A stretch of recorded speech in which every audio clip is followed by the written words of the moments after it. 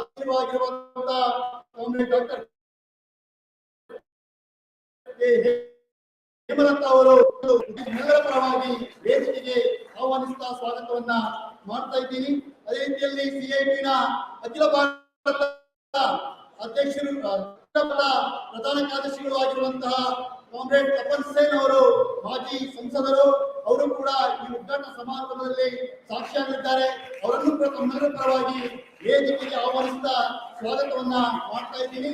ಅದೇ ಹೊತ್ತಿಗೆ ಈ ಉದ್ಘಾಟನಾ ಸಮಾರಂಭದಲ್ಲಿ ಅಧ್ಯಕ್ಷರಾಗಿರುವಂತಹ ಎಕೆ ಪದ್ಮನಾಭನ್ ಅವರು ಕೂಡ ನಮ್ಮ ಜೊತೆ ಇದ್ದಾರೆ. ಅವರನ್ನು ಕೂಡ ಈ ಒಂದು ಸಮ್ಮೇಳನ ಉದ್ಘಾಟನೆಗೆ ವೇದಿಕೆಗೆ ಆಹ್ವಾನಿಸ್ತಾ ಇದ್ದೀನಿ. ಜೊತೆಯಲ್ಲಿ ಕರ್ನಾಟಕ ಪ್ರಾಂತ ರೈತ ಸಂಘದ ರಾಜ್ಯ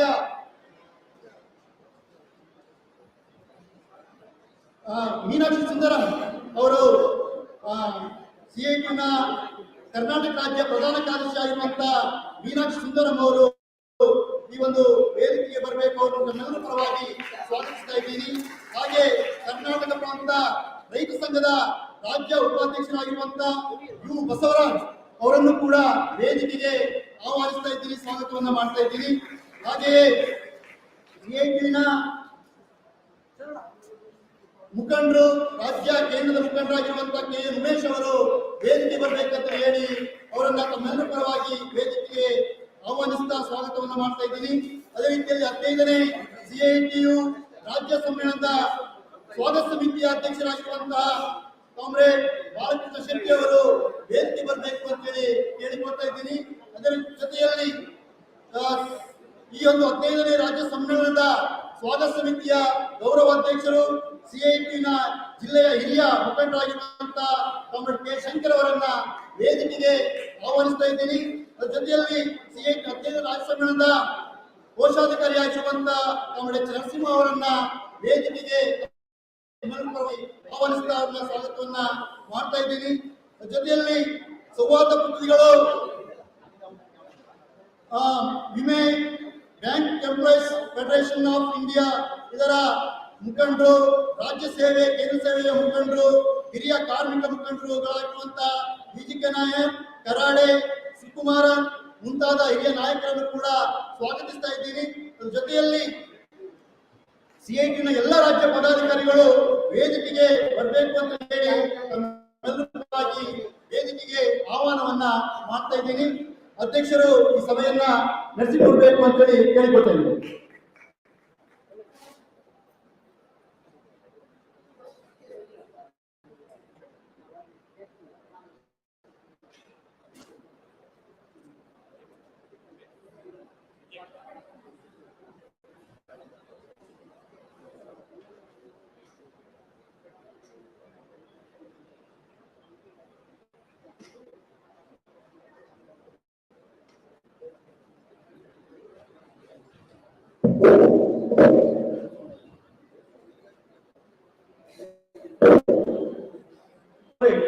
ಈ ಒಂದು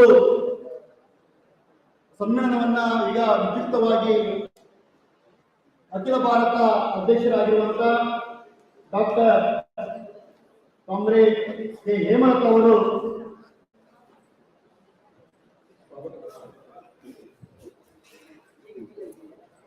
ಈಗ ಈ ಒಂದು ಸ್ವಾಗತ ಸಮಿತಿಯ ಪರವಾಗಿ ಸ್ವಾಗತ ಸಮಿತಿಯ ಅಧ್ಯಕ್ಷರಾಗಿರುವಂತಹ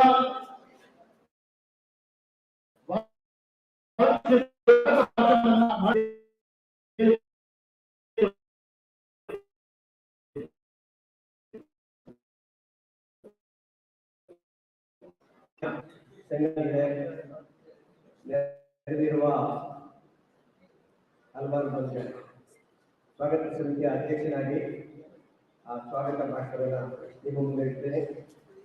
ನಮ್ಮ ಸಂಗಾತಿಗಳ ಕೃತಿಯನ್ನ ನಿಮಗೆ ಕೊಡ್ತಾರೆ. ಆತ್ಮೀಯ ಸಂಗಾತಿ, ಉಡುಪಿ ಜಿಲ್ಲೆಯ ಕುಂದಾಪುರದ RN ಸಿಟಿ ಕಲಾ ಕಲ್ಯಾಣ ಭವನದಲ್ಲಿ 2022 ನವೆಂಬರ್ 15, 16 ಮತ್ತು 17ರಂದು ನಡೆಯುತ್ತಿರುವ ಸಿಐಟಿಯು 15ನೇ ರಾಜ್ಯ ಸಮ್ಮೇಳನದ ಉದ್ಘಾಟನಾ ಸಮಾರಂಭದ ಅಧ್ಯಕ್ಷರಾದ ಕಾಮ್ರೇಡ್ ಎಸ್ ವರಲಕ್ಷ್ಮಿ ಅವರೇ, ಸಿಐಟಿಯು ಅಖಿಲ ಭಾರತ ಅಧ್ಯಕ್ಷರಾದ ಕಾಮ್ರೇಡ್ ಹೇಮಲತಾ ಅವರೇ, ಅಖಿಲ ಭಾರತ ಪ್ರಧಾನ ಕಾರ್ಯದರ್ಶಿಗಳಾದ ಕಾಮ್ರೇಡ್ ತಪನ್ ಸೇನ್ ಅವರೇ, ಅಖಿಲ ಭಾರತ ಉಪಾಧ್ಯಕ್ಷರಾದ ಎ.ಕೆ. ಪದ್ಮನಾಭರವರೇ, ಸಿಐಟು ರಾಜ್ಯ ಪ್ರಧಾನ ಕಾರ್ಯದರ್ಶಿಗಳಾದ ಕಮಲೆ ಮೀನಾಕ್ಷಿ ಸುಂದರಂ ಅವರೇ, ಸಿಐಟುನ ರಾಜ್ಯ ಪದಾಧಿಕಾರಿಗಳೇ, ರಾಜ್ಯದ ವಿವಿಧ ಜಿಲ್ಲೆಗಳು ಮತ್ತು ವಿವಿಧ ಸಂಘಗಳನ್ನು ಪ್ರತಿನಿಧಿಸಿ ಬಂದಿರುವ ಪ್ರತಿನಿಧಿಗಳೇ, ಜಿಲ್ಲೆಯ ವಿವಿಧ ಕ್ಷೇತ್ರಗಳ ಮುಖಂಡರೇ, ಸೌಹಾರ್ದ ಸಭೆಯ ಮುಖಂಡರೇ, ಮಾಧ್ಯಮ ಬಂಧುಗಳೇ ಹಾಗೂ ಈ ಉದ್ಘಾಟನಾ ಸಮಾರಂಭದಲ್ಲಿ ಭಾಗವಹಿಸಿರುವ ಪ್ರತಿಯೊಬ್ಬರಿಗೂ ಸಿಐಟಿಯು 15ನೇ ರಾಜ್ಯ ಸಮ್ಮೇಳನದ ಪರವಾಗಿ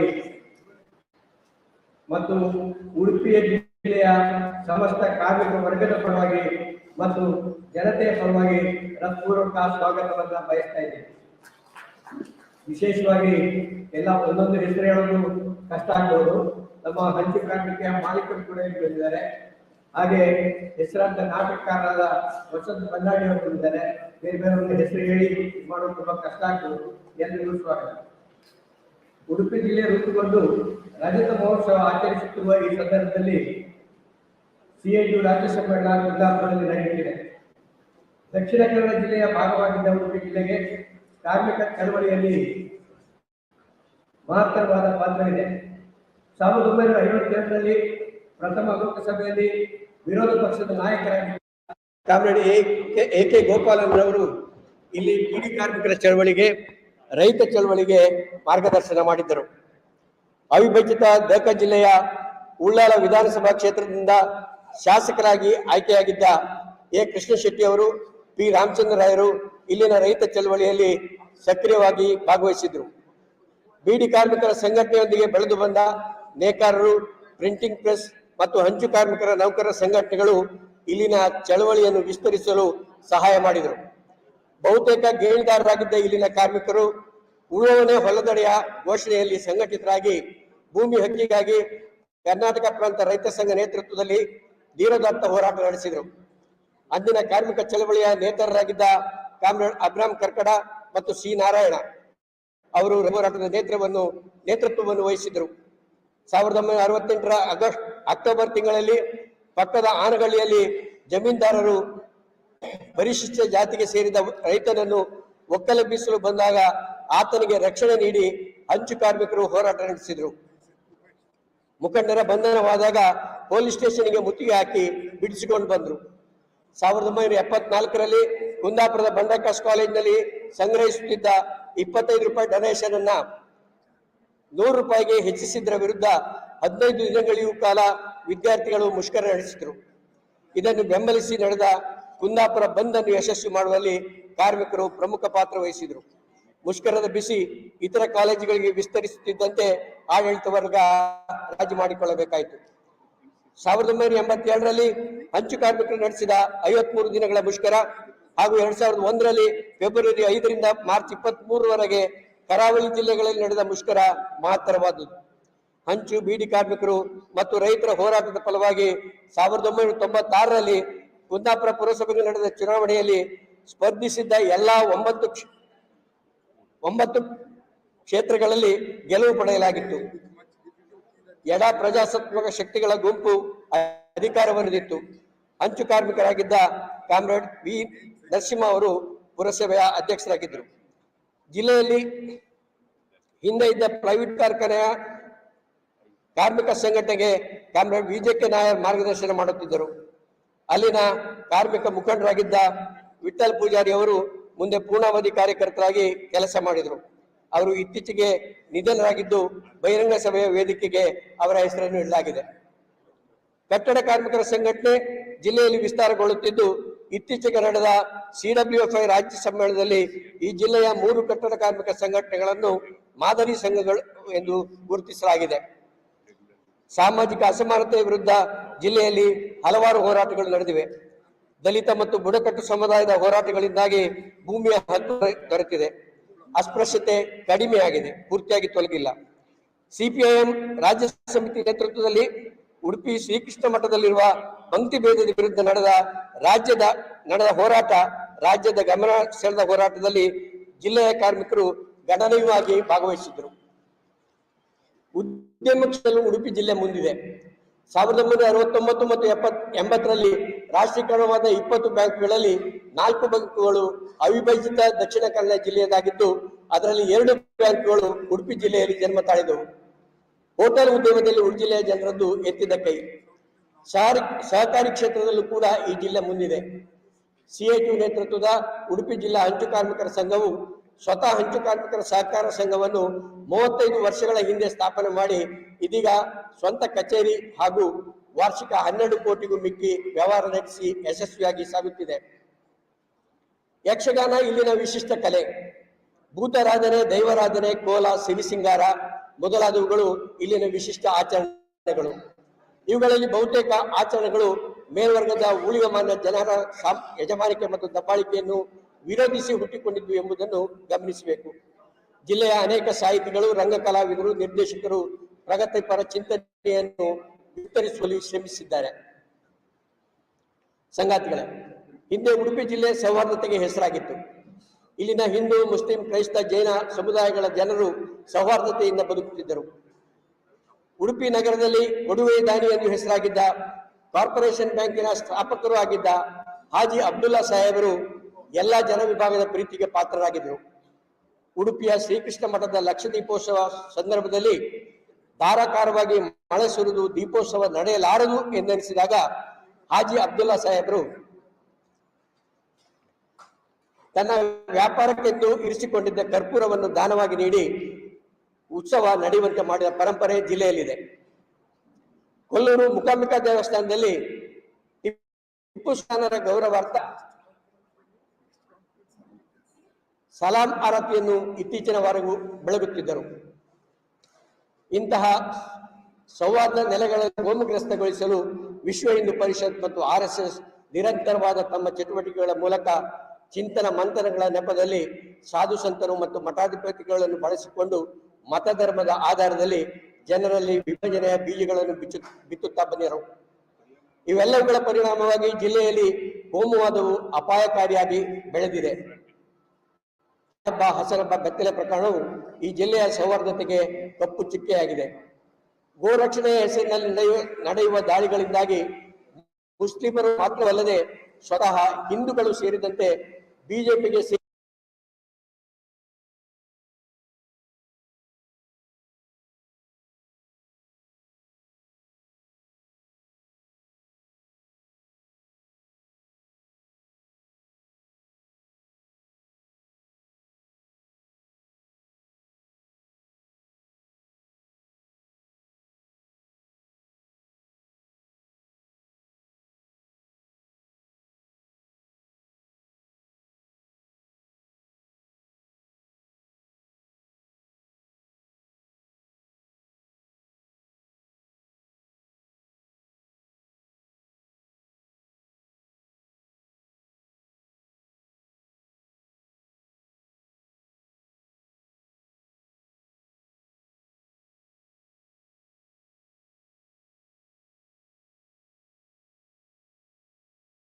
ಸ್ವಾಗತ ಸಮಿತಿ, ತಾಲೂಕು ಮತ್ತು ವಲಯ ಮಟ್ಟದ ಸ್ವಾಗತ ಸಮಿತಿಗಳು ಮತ್ತು ಸ್ಥಳೀಯ ಸ್ವಾಗತ ಸಮಿತಿಗಳನ್ನು ರಚಿಸಲಾಗಿತ್ತು. ಸುಮಾರು 200ಕ್ಕೂ ಹೆಚ್ಚು ಸ್ಥಳೀಯ ಸ್ವಾಗತ ಸಮಿತಿಗಳ ಮೂಲಕ 1000ಕ್ಕೂ ಹೆಚ್ಚು ಕಾರ್ಮಿಕರು ಮತ್ತು ಸ್ಥಳೀಯ ಹಿತೈಷಿಗಳು ಸೇರಿ ಜಿಲ್ಲೆಯ ಸಾವಿರಾರು ಮನೆಗಳಿಗೆ ಭೇಟಿ ನೀಡಿ ಪ್ರಚಾರ ನಡೆಸಲಾಗಿದೆ. ಜಿಲ್ಲೆಯ ಜನರು ತಮ್ಮ ಬೆಂಬಲವನ್ನು, ಸಹಾಯ ಸಹಕಾರಗಳನ್ನು ಪ್ರೀತಿಯಿಂದ ನೀಡಿದ್ದಾರೆ. ಸಮ್ಮೇಳನ ಸಂದೇಶವನ್ನು ಜನರ ಬಳಿಗೆ ಕೊಂಡೊಯ್ಯಲು ವಿಚಾರ ಸಂಕಿರಣಗಳು, ವಾಹನ ಜಾಥಾ, ವಿದ್ಯಾರ್ಥಿಗಳಿಗೆ ವಿವಿಧ ಸ್ಪರ್ಧೆಗಳು, ರಂಗೋಲಿ, ಗುಡ್ಡು ದೀಪ ತಯಾರಿ ಹಾಗೂ ಮೆಹಂದಿ ಮೊದಲಾದ ಚಟುವಟಿಕೆಗಳನ್ನು ನಡೆಸಲಾಗಿದೆ. ಕಾರ್ಮಿಕರ ಕುಟುಂಬಗಳು ಈ ಎಲ್ಲಾ ಚಟುವಟಿಕೆಗಳಲ್ಲಿ ಪಾಲ್ಗೊಂಡಿದ್ದು ವಿಶೇಷ. ಸಂಗಾತಿಗಳೇ, ಉಡುಪಿ ಜಿಲ್ಲೆ ರಚನೆಯಾದ ನಂತರದಲ್ಲಿ ಇದು ಇಲ್ಲಿ ನಡೆಯುತ್ತಿರುವ CITU ಮೊದಲ ಸಮ್ಮೇಳನವಾಗಿದೆ. ಹಾಗೆ ನೋಡ್ಲಿಕ್ಕೆ ಹೋದ್ರೆ ಅವಿಭಜಿತ ದಕ್ಷಿಣ ಕನ್ನಡ ಜಿಲ್ಲೆಯಲ್ಲೂ ಇದು ಮೊದಲ ಸಮ್ಮೇಳನ. ಉಡುಪಿ ಜಿಲ್ಲೆ ಸಾಮಾನ್ಯವಾಗಿ ಆರ್ಥಿಕ ಶುಭಾಶಯದ ಜಿಲ್ಲೆ. ರಾಜ್ಯದ ಎಲ್ಲ ಜಿಲ್ಲೆಗಳಿಂದ ಬಂದಿರುವ ಪ್ರತಿನಿಧಿಗಳಿಗೆ, ಮುಖಂಡರಿಗೆ ವಸತಿ, ಊಟೋಪಚಾರ ಇತ್ಯಾದಿಗಳಿಗೆ ಸಮಸ್ಯೆ ಆಗದ ರೀತಿಯಲ್ಲಿ ನಿರ್ವಹಿಸಲು ಪ್ರಯತ್ನಿಸಲಾಗಿದೆ. ಲೋಪದೋಷಗಳಿದ್ದಲ್ಲಿ ನಿಮ್ಮ ಸಹಕಾರ, ಸಲಹೆ ಅಗತ್ಯವಾಗಿ ಇರುತ್ತದೆ ಎಂದು ಭಾವಿಸುತ್ತೇನೆ. 3 ದಿನಗಳ ಈ ಸಮ್ಮೇಳನದಲ್ಲಿ ಕಾರ್ಮಿಕ ವರ್ಗದ ಮೇಲೆ, ದುಡತೆ ಮೇಲೆ ಎರಗುತ್ತಿರುವ ಸಂಕಷ್ಟಗಳನ್ನು ಮತ್ತು ಸವಾಲುಗಳನ್ನು ಸಮರ್ಥವಾಗಿ ಎದುರಿಸಬೇಕಾದ ಚರ್ಚೆಗಳನ್ನು ಮತ್ತು ತೀರ್ಮಾನಗಳನ್ನು ನೀವು ಮಾಡುತ್ತೀರೆಂದು ಮತ್ತು ರಾಜ್ಯದ ಸಮಸ್ತ ಕಾರ್ಮಿಕರನ್ನು ಸಂಘಟಿಸಲು ದೃಢ ಸಂಕಲ್ಪ ಮಾಡುತ್ತೀರೆಂದು ಆಶಿಸುತ್ತೇನೆ. ಸಿಐಟಿಯು ಬರ ಆಂದೋಲನಗಳ ಕೇಂದ್ರವಾಗಿ ಕದಲೆ ಇತರೆ ದುಡಿಯುವ ಜನ ವಿಭಾಗಗಳನ್ನು ಅಣಿನೆರೆಸುವ ಐಕ್ಯತೆಯ ಸಂದೇಶವನ್ನು ಸಾರೋಣ. ಮತ್ತೊಮ್ಮೆ ಸ್ವಾಗತ ಸಮಿತಿಯ ಎಲ್ಲರ ಪರವಾಗಿ ಮತ್ತು ಉಡುಪಿಯ ಜನತೆಯ ಪರವಾಗಿ ನಿಮಗೆಲ್ಲರಿಗೂ ಸ್ವಾಗತವನ್ನು ಕೋರುತ್ತೇನೆ. ಹಾಗೆ ಮುಂದೆ ಜನವರಿ ತಿಂಗಳಲ್ಲಿ ನಡೆಯುವಂತಹ ಅಖಿಲ ಭಾರತ ಸಮ್ಮೇಳನವನ್ನು ಕೂಡ ಯಶಸ್ವಿ ಮಾಡಲಿಕ್ಕೆ ನಾವೆಲ್ಲರೂ ಶ್ರಮಿಸೋಣ ಅಂತೇಳಿ ಹೇಳಿ ವಂದನೆಗಳೊಂದಿಗೆ ನನ್ನ ಮಾತನ್ನು ಮುಗಿಸ್ತೇನೆ.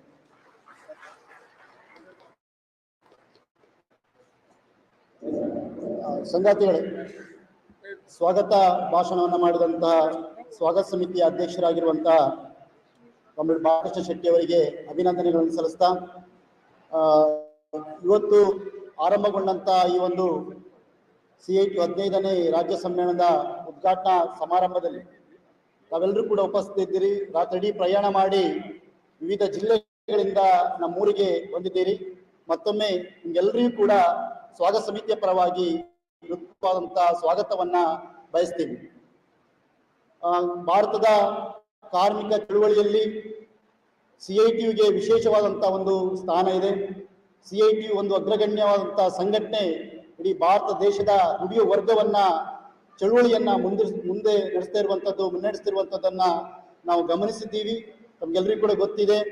ಈ ಅವಧಿ ಒಳಗಡೆ ಸ್ವಾತಂತ್ರ್ಯದ ನಂತರದಲ್ಲಿ CITU ಮೊದಲ ಮಹಿಳಾ ಅಧ್ಯಕ್ಷರಾಗಿ ಡಾಕ್ಟರ್ ಹೇಮಲತಾ ಅವರು ಮೊದಲ ಭಾರತದ CITUನ ಅಧ್ಯಕ್ಷರಾಗಿ, ಮಹಿಳಾ ಅಧ್ಯಕ್ಷರಾಗಿ ನಮಗೆ ಹೆಮ್ಮೆ ತರುವಂತ ಒಂದು ಚಳುವಳಿಯನ್ನ ಮುನ್ನಡೆಸ್ತಿರುವಂಥದ್ದು ನಮ್ಗೆಲ್ಲರಿಗೂ ಕೂಡ ಸ್ಫೂರ್ತಿಯಾಗಿದೆ ಅಂತೇಳಿ ಹೇಳಿ ನಾವು ಅವ್ರನ್ನ ಕುಂದಾಪುರಕ್ಕೆ ಹೃತ್ಪೂರ್ವಕವಾಗಿ ಸ್ವಾಗತವನ್ನ ಮಾಡ್ತಾ ಇದ್ದೀವಿ.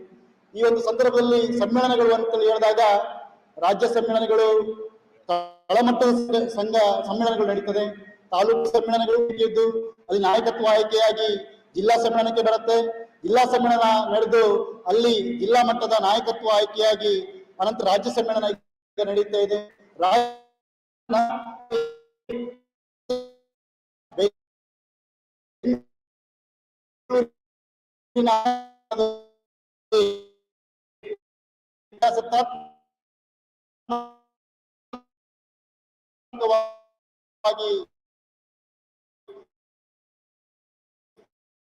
ನಡೀತಾ ಇದೆ ಅನ್ನುವಂಥದ್ದನ್ನು ಡಾಕ್ಟರ್ ಹೇಮಲತಾ ಅವರು ನಾನು ಆಹ್ವಾನಿಸ್ತಾ ಇದ್ದೀನಿ.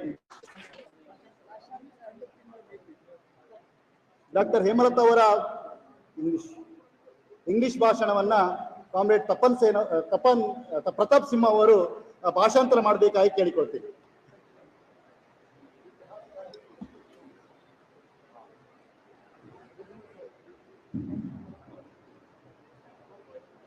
There is one here. This one is here.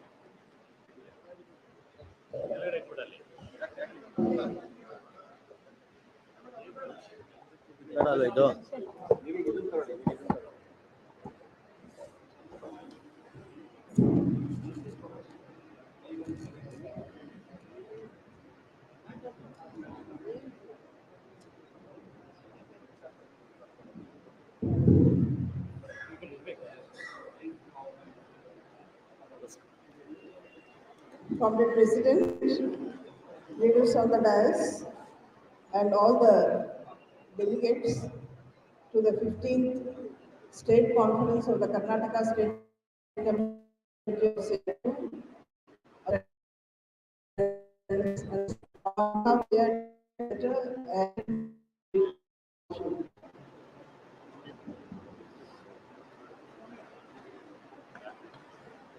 ಉದ್ಘಾಟನಾ ಸಮಾರಂಭದ ಅಧ್ಯಕ್ಷತೆ ವಹಿಸಿರ್ತಕ್ಕಂಥ ಸಂಗಾತಿ, ವೇದಿಕೆ ಮೇಲಿರ್ತಕ್ಕಂಥ ಎಲ್ಲ ಮುಖಂಡಗಳೇ, ಎಲ್ಲ ಪ್ರತಿನಿಧಿ ಸಂಗಾತಿಗಳೇ, ಅದೇ ರೀತಿ ರಾಜ್ಯ ಸಮ್ಮೇಳನದಲ್ಲಿ ಭಾಗವಹಿಸಿರ್ತಕ್ಕಂಥ ಪ್ರತಿನಿಧಿಗಳು ಮತ್ತು ವೀಕ್ಷಕ ಸಂಗಾತಿಗಳೇ, ತಮ್ಮೆಲ್ಲರಿಗೂ ಕೂಡ CITU ಅಖಿಲ ಭಾರತ ಕೇಂದ್ರದಿಂದ ಶುಭಾಶಯಗಳನ್ನು ತಿಳಿಸಲು ಬಯಸುತ್ತೇನೆ.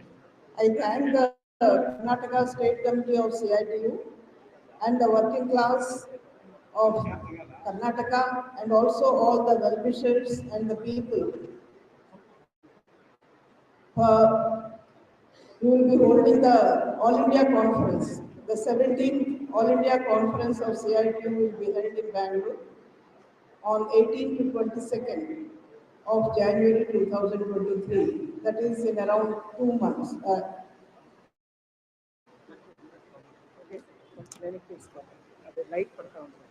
కొంచెం వెనక్కి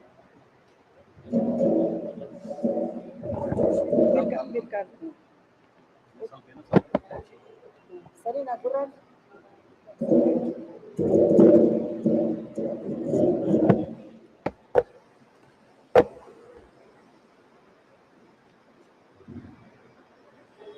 ರಾಜ್ಯದ ದುಡಿಯುವಂತ ಮತ್ತು ಸಿಐಟಿನ ಈ ಎಲ್ಲ ಸದಸ್ಯರಿಗೂ ಕೂಡ ಅಖಿಲ ಭಾರತ ಧನ್ಯವಾದಗಳನ್ನು ಅರ್ಪಿಸುತ್ತೇನೆ. ಯಾಕೆಂದ್ರೆ ಸಿಐಟಿನ 17ನೇ ಅಖಿಲ ಭಾರತ ಸಭೆಗಳನ್ನ 2017 ಮುಂದಿನ ವರ್ಷ ಈ IIS ಬೆಂಗಳೂರಿನಲ್ಲಿ ಈ ಒಂದು ಕಾರ್ಯಕ್ರಮಕ್ಕಾಗಿ ಇವೇ ಜವಾಬ್ದಾರಿ ಅಖಿಲ ಭಾರತ ಜನರಿಗೆ ಕೂಡ ಧನ್ಯವಾದಗಳನ್ನು ಅರ್ಪಿಸುತ್ತೇನೆ. So before the All India Conference, we have been holding the conferences of CITU at different levels. The conferences of the affiliated unions, the federations and the state committees.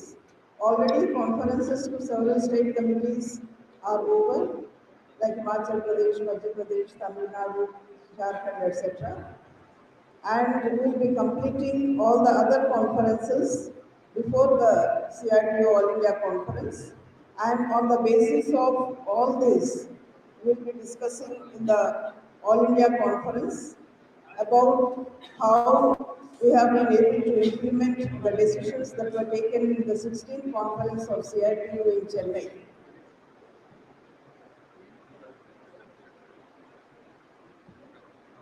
ಈ ಅಖಿಲ ಭಾರತ ಸಮ್ಮೇಳನಕ್ಕೆ ಮುಂಚಿತವಾಗಿ ನಾವೆಲ್ಲ ರಾಜ್ಯ ಸಮ್ಮೇಳನಗಳನ್ನ ಮತ್ತು ಸಿಐಟಿಯು ಸಂಯೋಜಿತವಾಗಿರ್ತಕ್ಕಂಥ ಮತ್ತು ಎಲ್ಲ ರಾಜ್ಯಗಳ ಸಂಘಟನೆಗಳನ್ನ ದೇಶದ ಹಲವು ಭಾಗಗಳಲ್ಲಿ ಆಂಧ್ರ ಪ್ರದೇಶ, ಮಧ್ಯಪ್ರದೇಶ, ಜಾರ್ಖಂಡ್ ಎಲ್ಲ ಕಡೆಗಳ ಸಮ್ಮೇಳನಗಳು ನಡೆದಿವೆ. ಈ ಅಖಿಲ ಭಾರತ ಸಮ್ಮೇಳನಕ್ಕೆ ಬರ್ತಕ್ಕಂಥ ಎಲ್ಲರೂ ಕೂಡ ನಾವು 14 ಅಖಿಲ ಭಾರತ ಸಮ್ಮೇಳನಗಳಲ್ಲಿ ಏನು ನಿರ್ಣಯ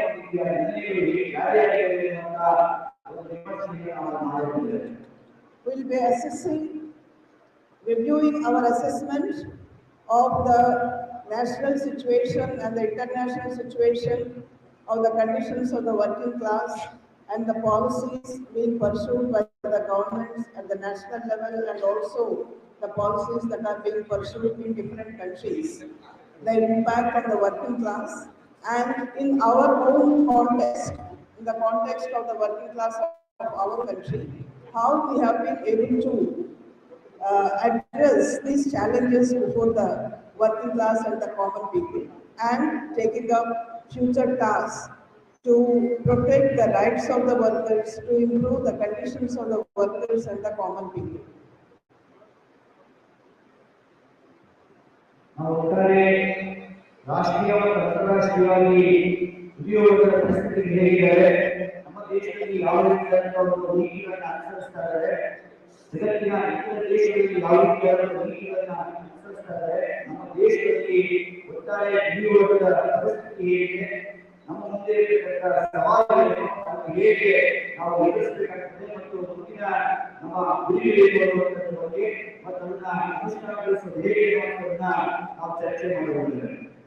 The last 3 years since our All India Conference have been very challenging for the working class and the common people of our country. Particularly the unprecedented situation that was created by the COVID pandemic. Soon after our conference, All India Conference, we had our conference in January, and in March, the countrywide lockdown was announced, and the entire country has come to a standstill. So the workers have lost their jobs, their incomes, their employment. Common people have lost their daily livelihoods, and lakhs and lakhs of establishments were closed. This was an unprecedented situation. In the last century, such a situation has not occurred in our country or, for that matter, in the entire world. ಕಳೆದ 3 ವರ್ಷಗಳಲ್ಲಿ ನಾವು ಬಹಳ ಸವಾಲನ್ನ ಎದುರಿಸಿದ್ವಿ. ಸಾಮಾನ್ಯ ಜನರು ಅತ್ಯಂತ ಹೆಚ್ಚು ಸಂಕಷ್ಟಗಳನ್ನ ಎದುರಿಸಿದ್ರು. ನಾವು ಯಾವತ್ತೂ ಕೂಡ ಕೇರಳದಿಂದ ಒಂದು ಗೋವಿನ ಸಂಕ್ರಾಂತಿ ಕೂಡ ಬಂದು ಕಳೆದ 14ನೇ ಅಖಿಲ ಭಾರತ ಸಮ್ಮೇಳನ ಜನವರಿ 2022ರಲ್ಲಿ ನಡೆದಂತ ಕೇವಲ 2 ತಿಂಗಳಲ್ಲಿ ಈ ಕೋವಿಡ್ ಸಂಕ್ರಮಣ ವ್ಯಾಪಿಸಿಕೊಂಡಾಗ ಈ ದೇಶದಾದ್ಯಂತ ಲಾಕ್ಡೌನ್ ಘೋಷಣೆ ಮಾಡಲಾಯಿತು. ಎಲ್ಲ ಚಟುವಟಿಕೆಗಳು ಕೂಡ ಸ್ಥಗಿತವಾದ ಸಂದರ್ಭದಲ್ಲಿ ಉದ್ಯೋಗದ ಆದಾಯವನ್ನ ಉದ್ಯೋಗವನ್ನ ಮತ್ತು ಬದುಕು ಕೂಡ ಅನುಭವಿಸುವಂತ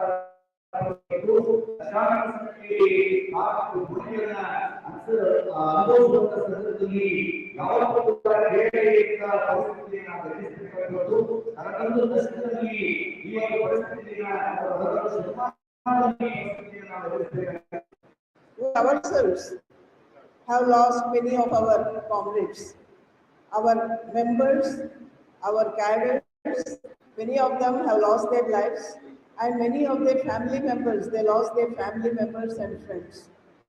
In the condolence resolution will be a very long list. We have been passing condolences to them. So in addition to that, in addition to the loss of lives, what we have seen is that the government has utilized this COVID pandemic as an opportunity to push its neoliberal policies.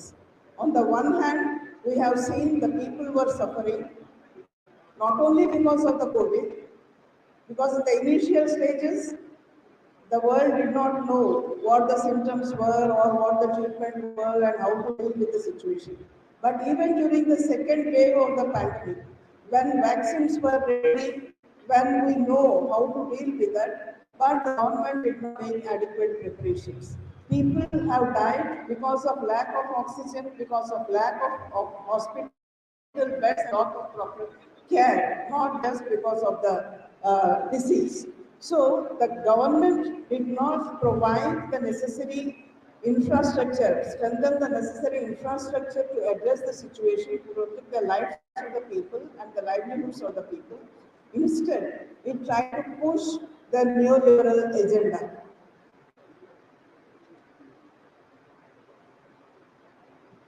ಈ Covid Sankranti ಸಂದರ್ಭದಲ್ಲಿ ನಾವು ನಮ್ಮ ಸರ್ಕಾರಕ್ಕೆ ಹಲವು ಸದಸ್ಯರನ್ನ ಕಾರ್ಯಕರ್ತರನ್ನ ಮುಖಂಡರನ್ನ ನಾವು ಕರೆದುಕೊಂಡಿದ್ದೇವೆ.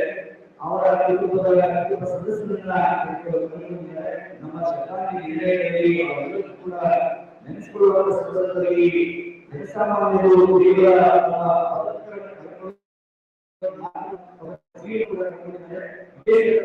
ಸರ್ಕಾರ ದುರ್ಬಳಕೆ ಮಾಡಿಕೊಂಡು ನಮ್ಮ ಹೋರಾಟದ ನೀತಿಗಳನ್ನ ನಾವು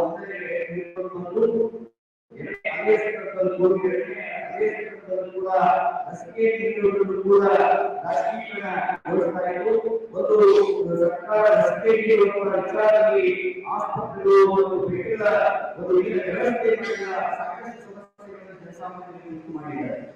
It was during this period that the government has passed the 3 farm laws, which was against the interest of the farmers, which were meant to hand over the agriculture today, which is 84% of our farmers are having less than 2 hectares of land. It is basically a small farmer-based agriculture in our country.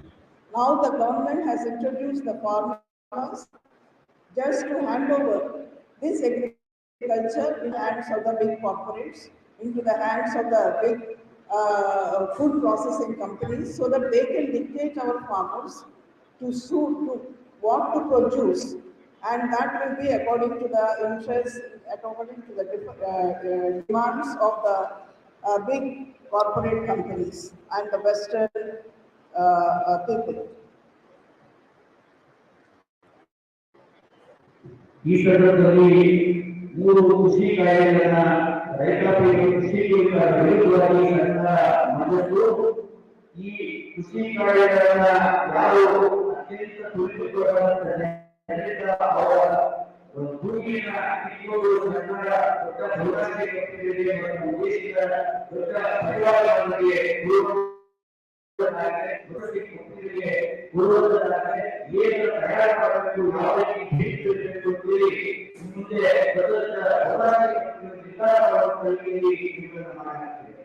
They were meant to finish off public procurement and also the food security of our people, to finish the public distribution system. So it was not only against the interests of the small farmers of our country, but also against the interests of the poor, particularly the unorganized workers and other sections of the poor in our country.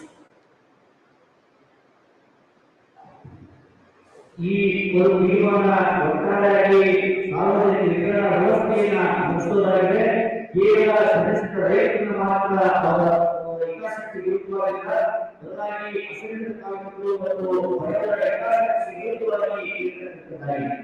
It was during this period that the government has also passed the one labor code was enacted earlier in 2019, but during this period the government has enacted, when the entire opposition was not in the house, it was suspended. Opposition parties in parliament, they were suspended. At that time the government has passed the 3 labor codes which are against the interests of the workers. They were meant to remove or deprive the basic rights of the workers, the right to organize, the right to collective bargaining and security. ಕೇವಲ ರೈತ ವಿಚಾರದಲ್ಲ, ಕಾರ್ಮಿಕ ವಿಚಾರದಲ್ಲಿ 3 ಕಾರ್ಮಿಕ ಸಮಿತಿಗಳನ್ನ ತೆಗೆದುಕೊಂಡು ಬಂದು ಈಗಾಗಲೇ ಅದರ ಮುಂಚೆ ಕಾರ್ಮಿಕ ಸಮಿತಿ ತೆಗೆದುಕೊಂಡು ಬಂದು ಒಟ್ಟಾರೆ ಕಾರ್ಮಿಕ ಸಮಿತಿಗಳನ್ನು ತಗೊಂಡಿದ್ದಾರೆ. ವಿರೋಧ ಪಕ್ಷದ ಎಲ್ಲರೂ ಕೂಡ ಹೊರಗೆ ಹಾಕಿ ವಿರೋಧ ಪಕ್ಷದ ಸದಸ್ಯರನ್ನ ಅಮಾನತುಗೊಳಿಸಿ ಆಡಳಿತದಲ್ಲಿ ಸಂಸತ್ನಲ್ಲಿ ಈ ಕೆಲವು ಸಮಿತಿಗಳನ್ನ ಅವರು ತಂದಿದ್ದಾರೆ. ಎಲ್ಲರೂ ಕೂಡ ಅವರ ಸದಸ್ಯರುಗಳಂತಹ ಹಾಗೂ ಅವರ ಸಾಮೂಹಿಕ ಚೌಕಾಸಿಗಳು ಎಲ್ಲ ಹಕ್ಕುಗಳನ್ನು ಕೂಡ ಕಸಿದುಕೊಳ್ಳುವಂತಾಗಿದೆ. Utilizing the Epidemic Act and the Disaster Management Act, the government has banned all type of activities, all type of protests, demonstrations, etc. to resist this.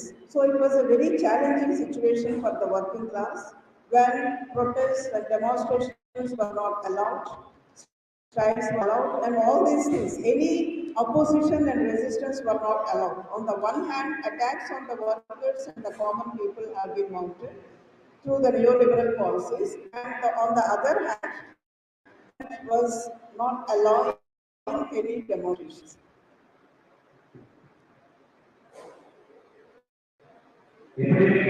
ಸಂಕ್ರಾಂತಿಯನ್ನು ಇಂಗಾಗುವಂತಹ ಕಾಯ್ದೆಗಳು ಅಥವಾ ಇದನ್ನ ನಿಲ್ಲಿಸುವಂತಹ ಕಾಯ್ದೆ ಬಳಸಿ ಯಾವುದೇ ಮತ್ತು ಪ್ರತಿಕೂಲವಾದ ನೀತಿಯಲ್ಲಿ ಸರ್ಕಾರ ನೋಡಬೇಕಾಗಿತ್ತು.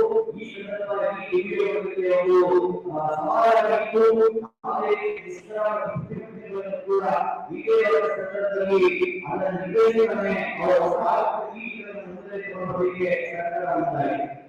It is during this period that we have to remember the CIU was the first organization who has taken the initiative to mobilize the people against these attacks. First, soon after the lockdown was announced, within 1 month, the CITU has given the call, Bhashan nahi ration chahiye, not lectures, but we want food. So with this slogan, the CITU has organized demonstration within the houses, within their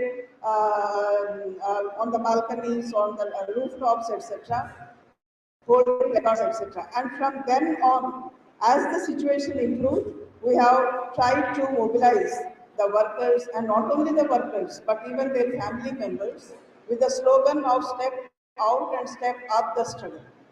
So through those activities, we have been able to mobilize the workers on the demands even during this pandemic period. And not only that, during this pandemic, CITU has demonstrated the spirit of solidarity.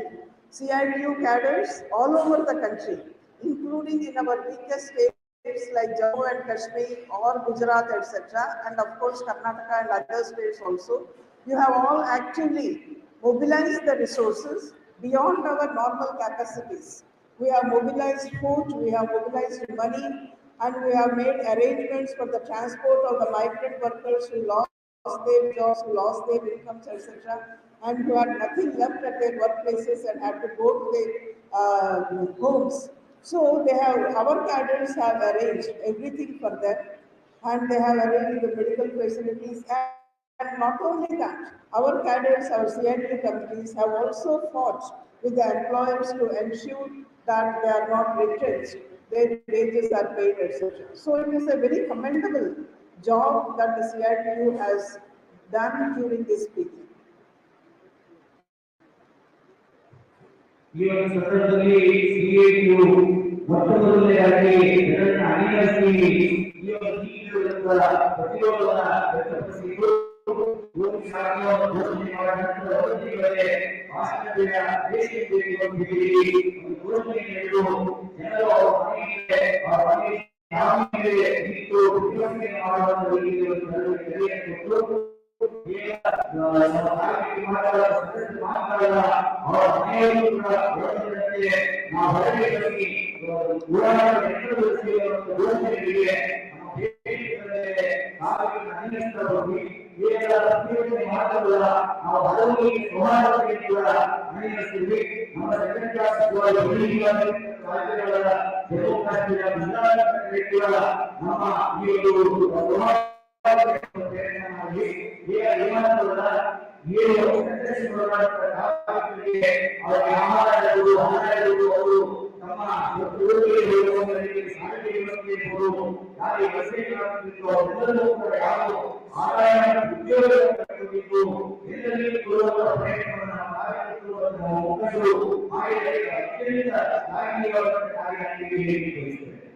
It was not only the pandemic. Even before the pandemic, we are facing a very serious crisis in the economy. We have been repeatedly talking about that. Even in our 16th conference, we have talked about the crisis that was encompassing the entire world. Since 2008, the crisis was there, but it was continuing even before the pandemic. Aggravated the crisis, but this has caused a loss of employment. Earlier in our country, we have discussed the unemployment growth was, the rate of unemployment was unprecedented in the last 45 years. Job losses, deteriorating working conditions of the workers, attacks on the rights of the workers to address the crisis. All these things we have discussed even in our 16th conference. That situation, the crisis has continued and the crisis has further aggravated because of the pandemic. Covid ಸರ್ಕಾರಕ್ಕೆ ಹೆಚ್ಚಿನ ಕೂಡ ಒಂದು ದೊಡ್ಡ ಆರ್ಥಿಕ ಬಿಕ್ಕಟ್ಟನ್ನ ನಾವು ನೋಡ್ತಾ ಇದ್ದೀವಿ. ಈ ಬಿಕ್ಕಟ್ಟು 2008 ಕೂಡ ಆಗಿದ್ದು ಈ ಕೋವಿಡ್ ಸರ್ಕಾರಕ್ಕೆ ಬಿಕ್ಕಟ್ಟಿನ ಇನ್ನಷ್ಟು ತೀವ್ರಗೊಳಿಸಿದೆ. ನಿರುದ್ಯೋಗ ಹೆಚ್ಚಾಗಿದೆ. ಕಳೆದ ಒಂದು ದಶಕದಲ್ಲಿ ನಿರುದ್ಯೋಗ ಪ್ರಮಾಣ ಅತ್ಯಂತ ಹೆಚ್ಚಾಗಿದೆ. ಉದ್ಯೋಗ ಕಡಿಮೆಯಾಗಿದೆ.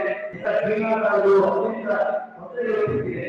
ಅದೆಲ್ಲವನ್ನೂ ಕೂಡ ನಮ್ಮ ಅನಿವಾರ್ಯ ಸಮ್ಮೇಳನದಲ್ಲಿ ನಾವು ಚರ್ಚೆ ಮಾಡಿದ್ವಿ. ಈ ಕೋವಿಡ್ ಸರ್ಕಾರಕ್ಕೆ ಸರ್ಕಾರದಿಂದ ಇನ್ನಷ್ಟು ಈ ಒಂದು ಬಿಕ್ಕಟ್ಟನ್ನು ಇನ್ನಷ್ಟು ತೀವ್ರಗೊಳಿಸಿ ಹೆಚ್ಚುಗೊಳಿಸಿದೆ. Today, we are finding in our country how the prices of the essential commodities, particularly of the essential commodities used by the common people, how the prices are rising, how the jobs are being cut down. Recently, in the software, we have seen just 2-3 days back, Facebook, they are cutting down around 11,000. Amazon cutting down 10,000 jobs. In different industries, they are cutting down jobs, and not only there, because of this economic crisis, we have seen how the small, medium MSME sector has down. Lakhs of small industries have shut down. Before that, in our country, it was the demonetization. Then it was the implementation of GST. Now pandemic. So the entire period, what we have seen is lakhs of small industries have forced to shut down, and crores of workers have lost their jobs. And during this period, even now, we have seen how the crisis in the USA, in the UK, etc., unprecedented price rise, which was not there in the last 40 years. It has been reported that the price rise, there was such price rise was not there in the UK and the USA in the last 40 years. So the employers class, the capitalist class, is trying to shift the burden of the crisis onto the common people. They are saying, today it is being said that the Ukraine war is the reason of the increase in the prices, because the oil prices have increased, because of the Ukraine and Russia, they support wheat and other food grains, etc., because exports are not there. So because of this, the prices are rising. That may be one of the reasons. But even the war, the reason of the war also is because of the imperialist countries want to expand NATO towards east, and because of that, the war was Russia has felt that it was a threat because of the NATO's expansion, and it was compelled to attack Ukraine. So this is again being utilized. The war is again being utilized for the benefit of the big arms producing, the weapons producing corporations in the imperialist countries like the USA, UK, and France.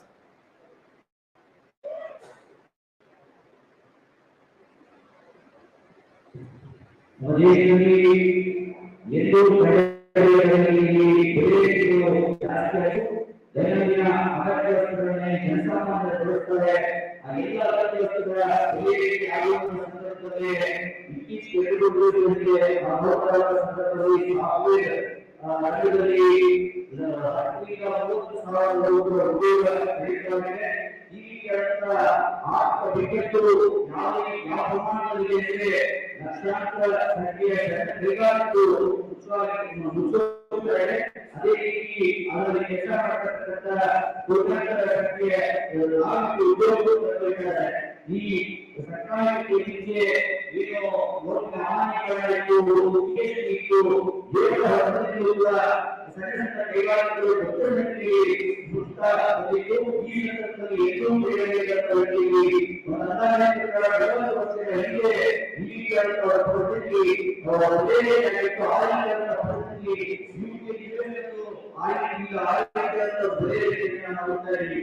ಯಾಕೆ ಕೇಳಿದ್ರೆ ಪ್ರಚೋದಕವಾದವು ಅಥವಾ ಪ್ರಕಾಶರಾಗಿ ಅನುಕೂಲ ಮಾಡಿಕೊಳ್ಳುವ ಪರಿಸ್ಥಿತಿ ಅವರು ಯಾವೆಲ್ಲ ವಿರೋಧಗಳಿಗೆ ಆಗ್ತಾರೆ. ಒಂದು ವಿಭಿನ್ನ ವಾದಿ ರೀತಿಯಾದ ಬೇರೆ ಆಗ್ತಾ ಇದೆ. ಆದ ಒಂದೇ ಕಾರಣ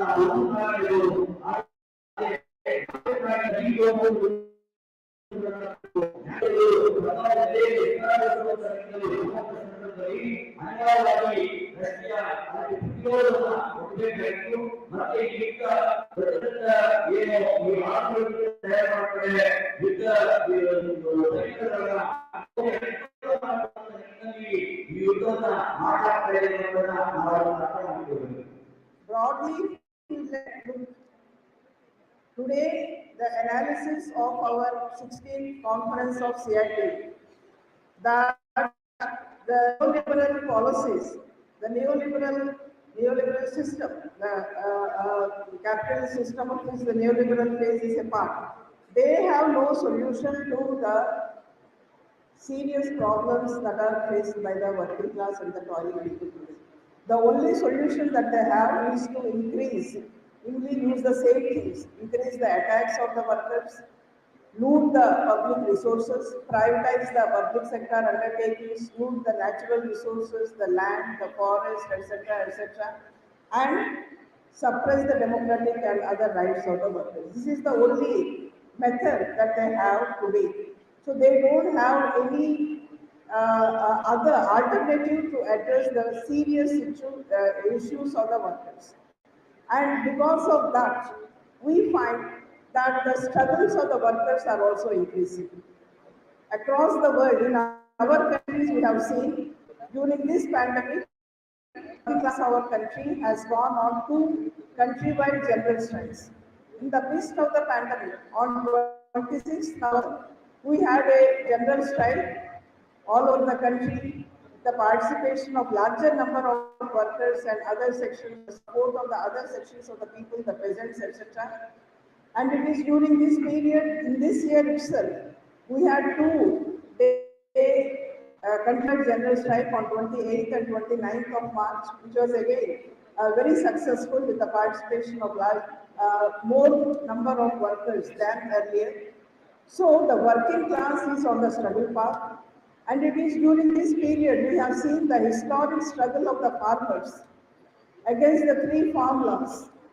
The farmers, lakhs of farmers from all over the country have participated in the struggle. It was not just confined to the borders of Delhi, though thousands of farmers have surrounded the borders. They sat at the borders of the Delhi when they were prevented from entering the capital, and that struggle continued for more than 1 year. And that has forced the government to repeal the three farm laws. The working class has expressed solidarity. The working class has stood behind the farmers of our country, and in different parts of the country, not only workers have contributed money, crores of rupees of money to the struggle of the farmers, but even physically they have stood in their dharnas and struggles, and also took the demand of farmers to the different parts of the country, to the workplaces, to the urban areas, to the towns, etc. So they spread the demands of the peasant. So that way, this unity of the workers and peasants of our country, the two sections of the toiling people who produce the wealth of the country, this unity and this united struggle, this has compelled the government, BJP government, which was considered to be invincible, which was not ready to repeal the farm laws. So ultimately, the farmers and the workers together have been able to compel the government to repeal the farm laws.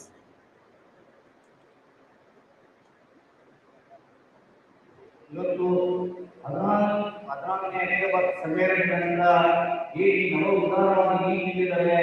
ಈ ನವ ಉದಾರವಾದ ನೀತಿಯಿಂದ ಈ ಬಂಡವಾಳಶಾಹಿ ಯಾವುದೇ ರೀತಿ ಜನಸಾಮಾನ್ಯರ ಸಂಕಷ್ಟಗಳಿಗೆ ಪರಿಹಾರವನ್ನು ಒದಗಿಸುವುದಕ್ಕೆ ಸಾಧ್ಯವಾಗ್ತಾ ಇಲ್ಲ. ಅವರೊಂದೇ ಪರಿಹಾರ ನೀಡಿಸ್ತಾ ಇರೋದು ಸಾರ್ವಜನಿಕ ಹಣವನ್ನ ಲೂಟಿ ಮಾಡೋದು, ಸಾರ್ವಜನಿಕ ಉದ್ಯಮಿಗಳನ್ನ ಖಾಸಗೀಕರಣಗೊಳಿಸೋದು, ರೈತರ ಭೂಮಿಯನ್ನು ಕಸಿದುಕೊಳ್ಳೋದು, ಇದೊಂದೇ ರೀತಿಯಾದಂತಹ ಪರಿಹಾರವನ್ನ ಅವರು ಕೊಡ್ತಾ ಇದ್ದಾರೆ. ಇದರಿಂದ ದೊಡ್ಡ ಸಂಖ್ಯೆಯಲ್ಲಿ ನಮ್ಮ ದೇಶದಲ್ಲಿ ಹಿರಿಯರ ಸಾಕಷ್ಟು ಸಮಸ್ಯೆ ಎದುರಿಸ್ತಾ ಬರುತ್ತು. ಅದೇ ಈ ದೇಶದಲ್ಲಿ ಹಿರಿಯರ ಈ ಅವಧಿಯಲ್ಲಿ ಎರಡು ಮಹಾ ಮುಷ್ಕರಗಳನ್ನ ನಾವು ಮಾಡಿದ್ದೇವೆ. ಅಸಂಖ್ಯಾತವಾಗಿ ಕಾರ್ಮಿಕರು, ರೈತಾಪಿ ಜನ ಈ ಮುಷ್ಕರದಲ್ಲಿ ಭಾಗವಹಿಸಿದ್ದಾರೆ. ಇದೇ ವರ್ಷ ನಾವು 2 ದಿವಸ ದೇಶವ್ಯಾಪಿ ಮುಷ್ಕರವನ್ನು ಮಾಡಿ ಯಶಸ್ವಿಯಾದಂತಹ ಮುಷ್ಕರವನ್ನು ಮಾಡಿರೋದ್ರಿಂದ ಈ ಮುಷ್ಕರದಲ್ಲಿ ಹೆಚ್ಚಿನ ಜನ ಭಾಗವಹಿಸಿದ್ದಾರೆ. ಹಾಗಾಗಿ ಹಿರಿಯರ ಒಂದು ಹೋರಾಟದ ಹಾದಿಯಲ್ಲಿದೆ. ಇದರಿಂದ ರೈತರು ಕೂಡ ಈ 3 ಕೃಷಿ ಕಾಯ್ದೆಗಳ ವಿರುದ್ಧವಾಗಿ ಲಕ್ಷಾಂತರ ಸಂಖ್ಯೆಯ ರೈತರು ಈ ದೇಶಾದ್ಯಂತ ಹೋರಾಟ ದೇಶದ ರಾಜಧಾನಿಯ ಸುತ್ತಲೂ ಕೂಡ ಸಾವಿರಾರು ಸಂಖ್ಯೆಯಲ್ಲಿ ರೈತರು ಅಣಿದು ವರ್ಷಗಳ ಕಾಲ ಹೋರಾಟ ಮಾಡಿ ಅಸಮಾನವಾಗಿ ರೈತಾಂಗ ಬಗ್ಗೆ ಕಾರ್ಮಿಕರ ಐಕ್ಯತೆಯನ್ನು ಪ್ರಶ್ನಿಸಿ ಸೌಹಾರ್ದತೆಯನ್ನು ಇಡೀ ದೇಶಾದ್ಯಂತ ಅವರ ಬೇಡಿಕೆಗಳನ್ನ ಹೋರಾಟ ಮಾಡಿದ್ದು ಕೇವಲ ಹಣಕಾಸಿನ ಸಹಾಯ ಮಾತ್ರವಲ್ಲ, ದೈಹಿಕವಾಗಿ ಅವರ ಜೊತೆ ನಿಂತು ಇಬ್ಬರು ಕೂಡ ಈ ದೇಶದ ಒಂದು ಪ್ರಮುಖವಾದ ಆಧಾರ ಸ್ತಂಭಗಳಾದಂತಹ ಇಬ್ಬರು ಕೂಡ ಈ ದೇಶದ ಸಂಪರ್ಕ ಸೃಷ್ಟಿ ಮಾಡ್ತಾರೆ. ಒಂದು ಐಕ್ಯತೆಯಿಂದ ಹೋರಾಡಿ ಕಾರಣಕ್ಕಾಗಿ ಅನಿವಾರ್ಯವಾಗಿ ಈ 3 ಕೃಷಿ ಕಾಯ್ದೆಗಳನ್ನ ಆಪರೇಟ್ ಮಾಡಬೇಕಾಗಿದೆ. It is during this period in our country that the coal workers have gone on a historic strike against the commercial mining. The government has decided on that. During this period, the Anganwadi workers and helpers, they have gone on strike. The Ashas have gone on strike. The midday meal workers have gone on struggle. And recently, the postal employees have gone on historic struggle against the decision of the government to corporatize the postal department. So various sections of the workers and the people are on the struggle path. And it is not only in our country, across the world, the workers on the struggle path against the attacks on their livelihoods because of the neoliberal policies. We have seen on 9th of November, Greece, the workers, there was a total strike. Different sectors of workers in Greece have gone on a general strike. And before that, on one day, each different sectors of workers have gone on strike on one day each. Similarly, in France, the oil workers have gone on strike. In UK, the railway workers have gone on strike. In the USA, different sectors. Last year, we have noted that it was a strike total in 2021. But this year, they said that in the first 9 months itself, the number of strikes and the number of workers participating in the strikes in the USA have surpassed the total number of those who have participated in 2021. In October itself this year, they said that it will be more than last October. So what we see today is all over the world, the farmers also in Europe, like our farmers have gone on strike. The farmers in Europe, in different countries, they have gone on struggle. They have brought their tractors and blocked the streets, etc. So all over the world, the workers and the toiling people are on the struggle path against the increase in the prices of essential commodities, against the decrease in the real wages, demanding the wage increases and curtailment of these attacks on their rights, basic rights to organize, etc. So this is the situation today, and in this situation, we have to find the alternatives. We have to take the alternatives. Today, neoliberalism is totally discredited. As I told, capitalism has no alternative to the neoliberal policies. So the only alternative is what the CITU constitution has said, that we have to change the society, the system. The system itself is exploitative. So this has to be explained to the workers. The CITU constitution clearly says that though the workers may be getting through their struggles some increase in their wages or some benefits, but as long as the exploitative system continues, that will be soon lost because of the increase in the prices and the attacks on their rights. That is what we are seeing today. Even IMF has to say that the neoliberalism is not working. It is not able to prevent the crisis. Neoliberalism was formulated early in the 1970s. It has become widespread in the 90s, just to address the crisis of the capitalist system. But now, the neoliberalism itself has failed. So now the only alternative is what we say in the CITU constitution is to fight for the change of this exploitative system.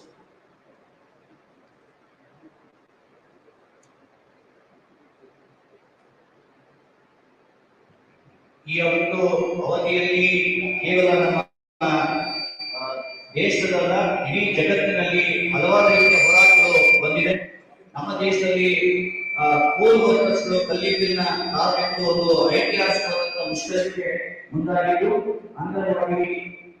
Anganwadi ASHA ಮತ್ತೆ district ನೌಕರರು ರೀತಿಯಲ್ಲಿ ಹೋರಾಟಗಳನ್ನ ನಡೆಸಿದ್ರು. ಅದೇ ರೀತಿ postal ನೌಕರರು ಕೂಡ ಈ ಪೋಸ್ಟ್ಗಳನ್ನ ಕೂಡ ಹೋರಾಟ ಮಾಡಿದ್ರು. ಅಂದ್ರೆ ಎಲ್ಲ ವಿಭಾಗದ ನೌಕರರು ಕೂಡ ಹೋರಾಟದ ಒಂದು ಹಾದಿಯಲ್ಲಿ ಇದ್ದಾರೆ. 9 ನವೆಂಬರ್ಗೆ ದಿಲ್ಲಿಯಲ್ಲಿ ಹಲವು ವಿಭಾಗದ ನೌಕರರು ಸಾಮಾನ್ಯ ಮುಷ್ಕರಕ್ಕೆ ಮುಂದಾದರು. ಅದರ ಮುಂಚೆ ಪ್ರತಿ ದಿವಸ ಒಂದೊಂದು ವಿಭಾಗದ ನೌಕರರು ಕೂಡ ದಿಲ್ಲಿಯಲ್ಲಿ ಹೋರಾಟಕ್ಕೆ ಮುಂದಾದರು. ಫ್ರಾನ್ಸ್ನಲ್ಲಿ ಆಯಿಲ್ ಕ್ಷೇತ್ರದ ಕಾರ್ಮಿಕರು ಹೋರಾಟಗಳು, ಈ ರೈಲ್ವೆ ಕಾರ್ಮಿಕರು ಹೋರಾಟಗಳು, ಅಮೆರಿಕದಲ್ಲಿ ಹಲವು ವಿಭಾಗದ ನೌಕರರು ಒಂದು ಜೀವನದ ಹೋರಾಟವನ್ನು ಮಾಡ್ತಾ ಇದ್ದಾರೆ. 9 ತಿಂಗಳಿಗೆ ಅವರ ಮುಷ್ಕರವನ್ನು ಮಾಡಿದ್ರು. 9 ತಿಂಗಳ ನಂತರ ಈ ಬಾರಿ ಮಾಡಿದ ಮುಷ್ಕರದಲ್ಲಿ 2023ರಲ್ಲಿ ಮಾಡಿದ ಮುಷ್ಕರದಲ್ಲಿ 19 ಈ ಬಾರಿ ಮುಷ್ಕರ ಯಶಸ್ವಿಯಾಗಿದೆ ಅಂತ ಹೇಳಿದ್ರು. ಕೇವಲ ನಾವೇ ಮಾತ್ರವಲ್ಲ, ಯುರೋಪ್ನಲ್ಲಿ ನಮ್ಮ ದೇಶದಲ್ಲಿ ಹೇಗೆ ರೈತರು ಹೋರಾಟ ಮಾಡಿದ್ರು ಅದೇ ರೀತಿ ರೈತರು ಯುರೋಪ್ನಲ್ಲಿ ಹೋರಾಟ ಮಾಡಿದ್ದಾರೆ. ಅಂದ್ರೆ ಎಲ್ಲೆಡೆ ರೈತರು ಕಾರ್ಮಿಕರು ಹೋರಾಟ ಮಾಡ್ತಾರೆ. ಈ ಒಂದು ಸಂದರ್ಭದಲ್ಲಿ ಒಂದು ಕಡೆ ದಿನನಿತ್ಯದ ಅಗತ್ಯ ವಸ್ತುಗಳು ಅಥವಾ ನಾವು ತೆಗೆದುಕೊಳ್ಳುವಂತ ವಸ್ತುಗಳ ಬೆಲೆ ಏನಾಗ್ತದೆ, ಅದೇ ಸಂದರ್ಭದಲ್ಲಿ ನಮ್ಮ ದೇಶದ ಒಂದು ಮೂಲ್ಯ ಕಡಿಮೆಯಾಗ್ತದೆ. ನಾವು ಸಂಗ್ರಹಿತ ಮಾಡಿಕೊಳ್ಳುವಂತಹ ಹಕ್ಕು ಕಸಿದುಕೊಳ್ಳುತ್ತದೆ. ಇಂಥ ಒಂದು ಪರಿಸ್ಥಿತಿಯಲ್ಲಿ ನಾವು ಹೇಳಿಕೊಳ್ಳಲು ಒಂದು ಪರ್ಯಾಯ ನೀತಿಗಾಗಿ ನಾವು ಹೋರಾಡಬೇಕಾಗುತ್ತದೆ ಎಂದಿದ್ದೀವಿ. ಈ ಒಂದು ಆರ್ಥಿಕ ಉದಾರ ನೀತಿಗಳು ಈ ಪರ್ಯಾಯ ವ್ಯವಸ್ಥೆಯ ನಿಟ್ಟಕ್ಕೆ ತಳ್ಳುತ್ತೆ. ಹಾಗಾಗಿ ಸಿಎ ಸಂವಿಧಾನ ಹೇಳಿರ್ತಕ್ಕಂಥದ್ದು ನಾವು ಈ ವ್ಯವಸ್ಥೆಯನ್ನ, ಈ ಒಂದು ಸುರಕ್ಷಿತ ವ್ಯವಸ್ಥೆಯನ್ನ ನಾವು ಎಲ್ಲಿಯವರೆಗೂ ಈ ಶೋಷಣಾ ವ್ಯವಸ್ಥೆ ಇರ್ತದೋ ಅಲ್ಲಿಯವರೆಗೂ ನಮ್ಮ ಮೇಲೆ ಈ ರೀತಿಯ ಸಂಕಷ್ಟಗಳು ಬರ್ತಾ ಇರ್ತದೆ. ಹಾಗಾಗಿ ಈ ವ್ಯವಸ್ಥೆಯನ್ನ ನಮ್ಮ ಸಿಎ ಸಂವಿಧಾನ ಹೇಳಿರ್ತಕ್ಕಂಥದ್ದು IMF ಇಂಟರ್ನ್ಯಾಷನಲ್ ಮಾನಿಟರಿ ಫಂಡ್ ಸಂಸ್ಥೆ ಇದೆ. ಅವರು ಕೂಡ ಈ ಒಂದು ಆರ್ಥಿಕ ನೀತಿಗಳು ಪರಿಣಾಮಕಾರಿಯಾಗಿ ಹೇಳಿಕೆ ಬರ್ತಾ ಇದ್ದಾರೆ. 1980 ಪ್ರಾರಂಭವಾಗಿ 1990 ಬಹಳ ವೇಗವಾಗಿ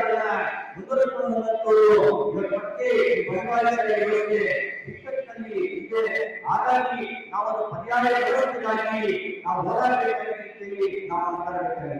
It is with this understanding that the 16th Congress has given the call to raise the height of united struggles to a level of resistance and defiance.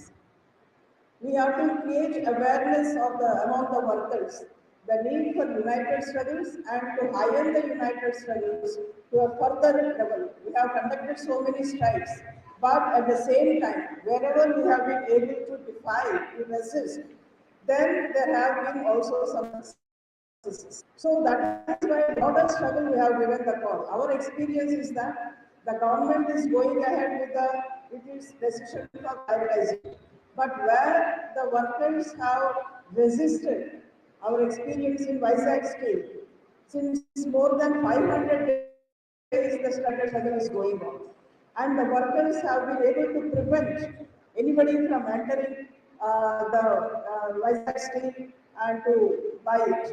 So there, similarly in Salem Steel, in other places, in EML, in several other places in CEL, the workers unitedly have prevented that, and wherever they have prevented that, the government has to retreat. Now the Vizag could not be privatized, so everything has been done. So now the other attempts of the government also, there is a necessity to defy and resist resistance by the workers.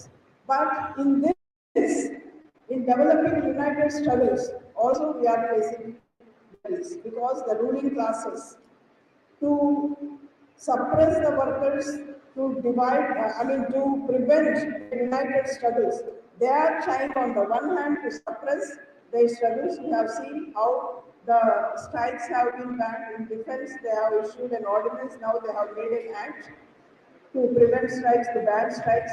In others also, they are trying to do that. Other tactics is to divide the working class, to prevent unity and united actions.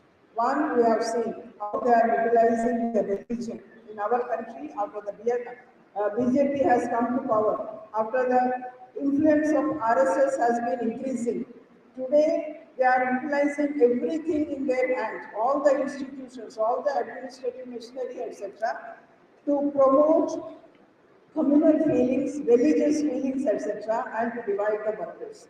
In Karnataka itself, we have seen how they have utilized the issue of the Azan, the issue of love jihad, the issue of the Nizam, etc. So all the issues, the issue of the Muslim vendors being allowed to set up their shops at nearby the temples, etc., in the name of cow slaughter, Everything they are utilized, they are trying to utilize. Even if there is no issue, they are trying to create occasions where to create these religious divisions in the name of the Hindus being under threat. What we need to understand, what we need to take the message to the workers is Hinduism and Hindutva are not the same. Today, many workers are also succumbing to these machinations of the ruling classes, machinations of the RSC. That has become a very big challenge to unite the workers and to go on studies in several sectors. So, this message we have to take to the workers that Hinduism are not the same. The religious sentiments and the religious beliefs of the people, they are trying to utilize this for the political purposes of creating a Hindu Rashtra. So this is a ideology of the Hindu majoritarian ideology. Even Savarkar, who used the term that it has nothing to do with Hindus. So on the one hand, the religious sentiments of the people are being utilized to create divisions and spread venom against the workers so that workers cannot unite, the common people cannot unite and fight against these policies. Ultimately, it is for the benefit of the big corporates and the ruling classes. This where we have to create so that we can unite the workers. Similarly, on the basis of caste, today we see how the attacks on the caste increased, how in that means also is a recent judgment of the economically weaker sections of society. So all these things, those who are socially oppressed have been since centuries, they also are being attacked in the name of house culture, how that is being attacked in the name of boys and child persons are being in the name of caste, in the name of region, in the name of language, how they are trying to impose Hindustan, etc. on the entire country. So all these things are attempts to divide the people and weaken the united struggles. This we have to make the workers vigilant and try to unite the workers irrespective of them. So the twin challenges before us is to strengthen the fight against neoliberal policies and strengthen the unity of all sections of the working class, irrespective of the caste, religion, or region, language, etc.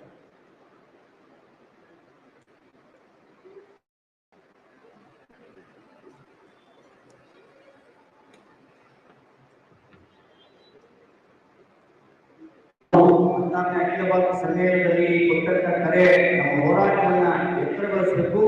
ಪ್ರತಿರೋಧ ನಿರಾಕರಣೆಯ ಘೋಷಣೆಯೊಂದಿಗೆ ನಾವು ಮುಂದಾಗಿದ್ದೀವಿ. ಈ ಅವಧಿಯಲ್ಲಿ ಅತಿ ಹೆಚ್ಚು ಸಂಘಟಿತ ಹೋರಾಟವನ್ನ ನಾವು ಕಂಡಿದ್ದೇವೆ. ಅದರಲ್ಲಿ ವಿಶೇಷಗಳನ್ನ ಕೂಡ ನಾವು ಕಂಡಿದ್ದೇವೆ. ವಿಶಾಲವಾದಂತಹ ಹೋರಾಟವನ್ನ ನಾವು ಮಾಡುವಂತ ಸಂದರ್ಭದಲ್ಲಿ ಸರ್ಕಾರ ಎಲ್ಲ ರೀತಿಗಳಲ್ಲಿ ಕೂಡ ಖಾಸಗೀಕರಣ ತಗೊಂಡು ಬರ್ತಾ ಇದೆ. ಆ ಖಾಸಗೀಕರಣ ಬರುವಂತ ಸಂದರ್ಭದಲ್ಲಿ ಎಲ್ಲೆಲ್ಲ ಕಾರ್ಮಿಕರು ಸಂಘಟಿತವಾಗಿ ಒಕ್ಕಲಿಗರಿಂದ ಹೋರಾಟ ಮಾಡಿದರೋ ಅಲ್ಲೆಲ್ಲ ಸರ್ಕಾರ ಹಿನ್ನಡೆಯಾಗಿದೆ. ಉದಾಹರಣೆಗೆ ವೈಜಾಗ್ ಪ್ಲಾಂಟ್ ನಲ್ಲಿ ಖಾಸಗಿ ಬಂಡವಾಳದಾರರು ಕೊಂಡ್ಕೊಳ್ಳುವಂತ ಸಂದರ್ಭದಲ್ಲಿ ಬಂದಾಗ ಪ್ರತಿರೋಧ ಬಂದದು. ಅದೇ ಸೇಲಂ ಬಿಎಲ್ನಲ್ಲಿ ಎಲ್ಲೆಲ್ಲ ಕಾರ್ಮಿಕರು ಪ್ರತಿರೋಧವನ್ನು ಕೊಟ್ಟಿದ್ದಾರೆ, ಅಲ್ಲಿ ಬಂಡವಾಳದಾರರಿಗೆ ಹಿನ್ನಡೆ. ಮತ್ತೊಂದು ಈ ದುಡಿಯುವವರನ್ನ ಅನೈತಿಕಗೊಳಿಸುವುದು ಕೂಡ ಈ ಬಂಡವಾಳದಾರರು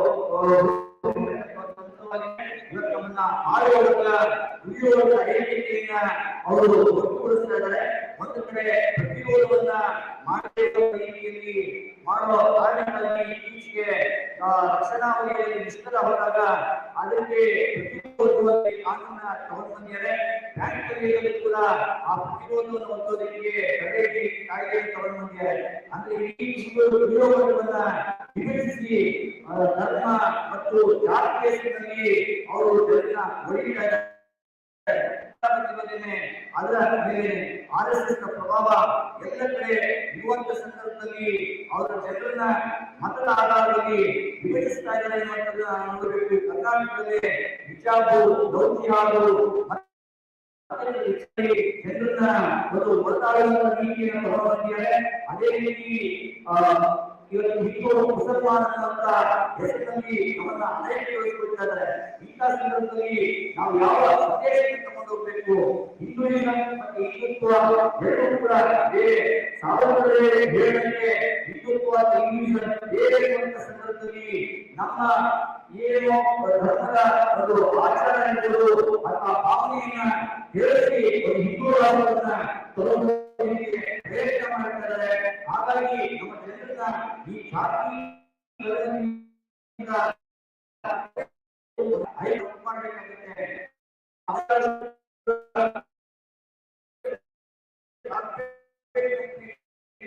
ಮಾಡಬೇಕಾಗುತ್ತೆ. ಅದೇ ರೀತಿ ಜಾತಿಯಲ್ಲಿ ಹೇಗೆ ಅತ್ಯಂತ ಸನ್ಮಾನವನ್ನು ತಿಳಿದುಕೊಳ್ಳಲಾಗುತ್ತ ದಲಿತರನ್ನ ಹೇಗೆ ಅವರು ಕೊಂಡಾಡ್ತಾ ಇದ್ದಾರೆ ಅಂತೇಳಿ ಅವ್ರಿಗಿಂತ ರಿಸರ್ವೇಶನ್ ಅನ್ನು ಕೂಡ ರೀತಿ ಮಾಡ್ತಾರೆ.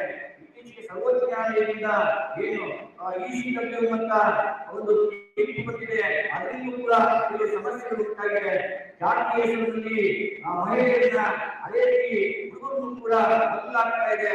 ಈ ಎಲ್ಲ ಸಂದರ್ಭದಲ್ಲಿ ಕೇಂದ್ರ ಸರ್ಕಾರ ಹಿಂದೂಸ್ತಾನ ಅಂತ ರೀತಿಯಲ್ಲಿ ದೇಶವನ್ನು ವಿಭಜಿಸ್ತಾ ಇರುವಂತ ಸಂದರ್ಭದಲ್ಲಿ ನಮ್ಮ ಸಂಪರ್ಕದ ಮೂರ್ತಿ ಮಾಡಿದ ಸಂದರ್ಭದಲ್ಲಿ ನಾವು ಪ್ರತಿರೋಧ ಹೋಗಬೇಕು.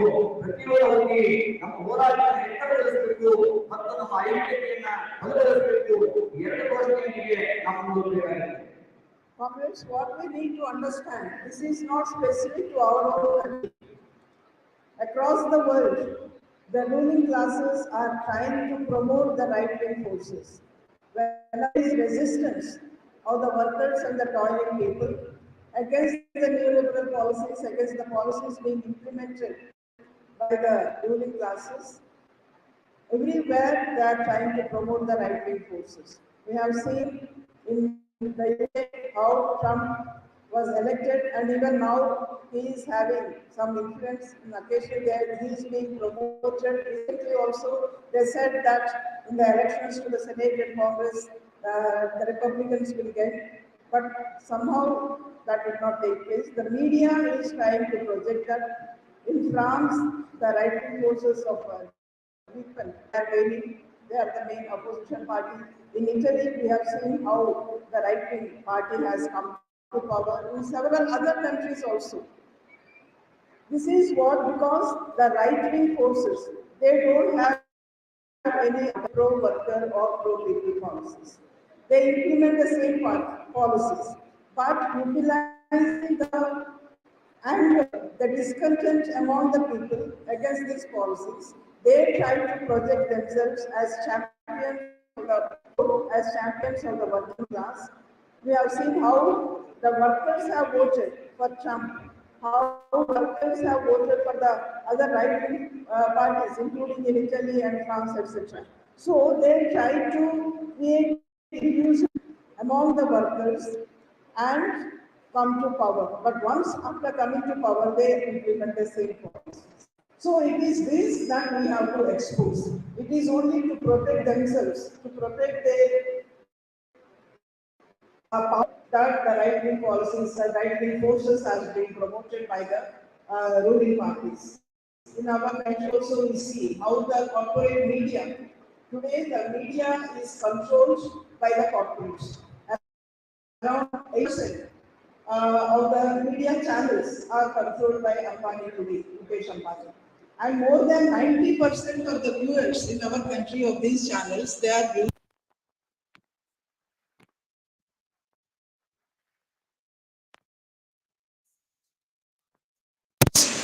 So we have to see in our 16th conference, we have reiterated the call, which earlier also we have given. Reach the unreached and link up the issues with the policies and expose the policies that determine these policies. These are the main two slogans which I have started giving in the Kannur conference, and after that in every conference, in every meeting of the General Council meeting of the working committee, we have been reiterating this. So that is important.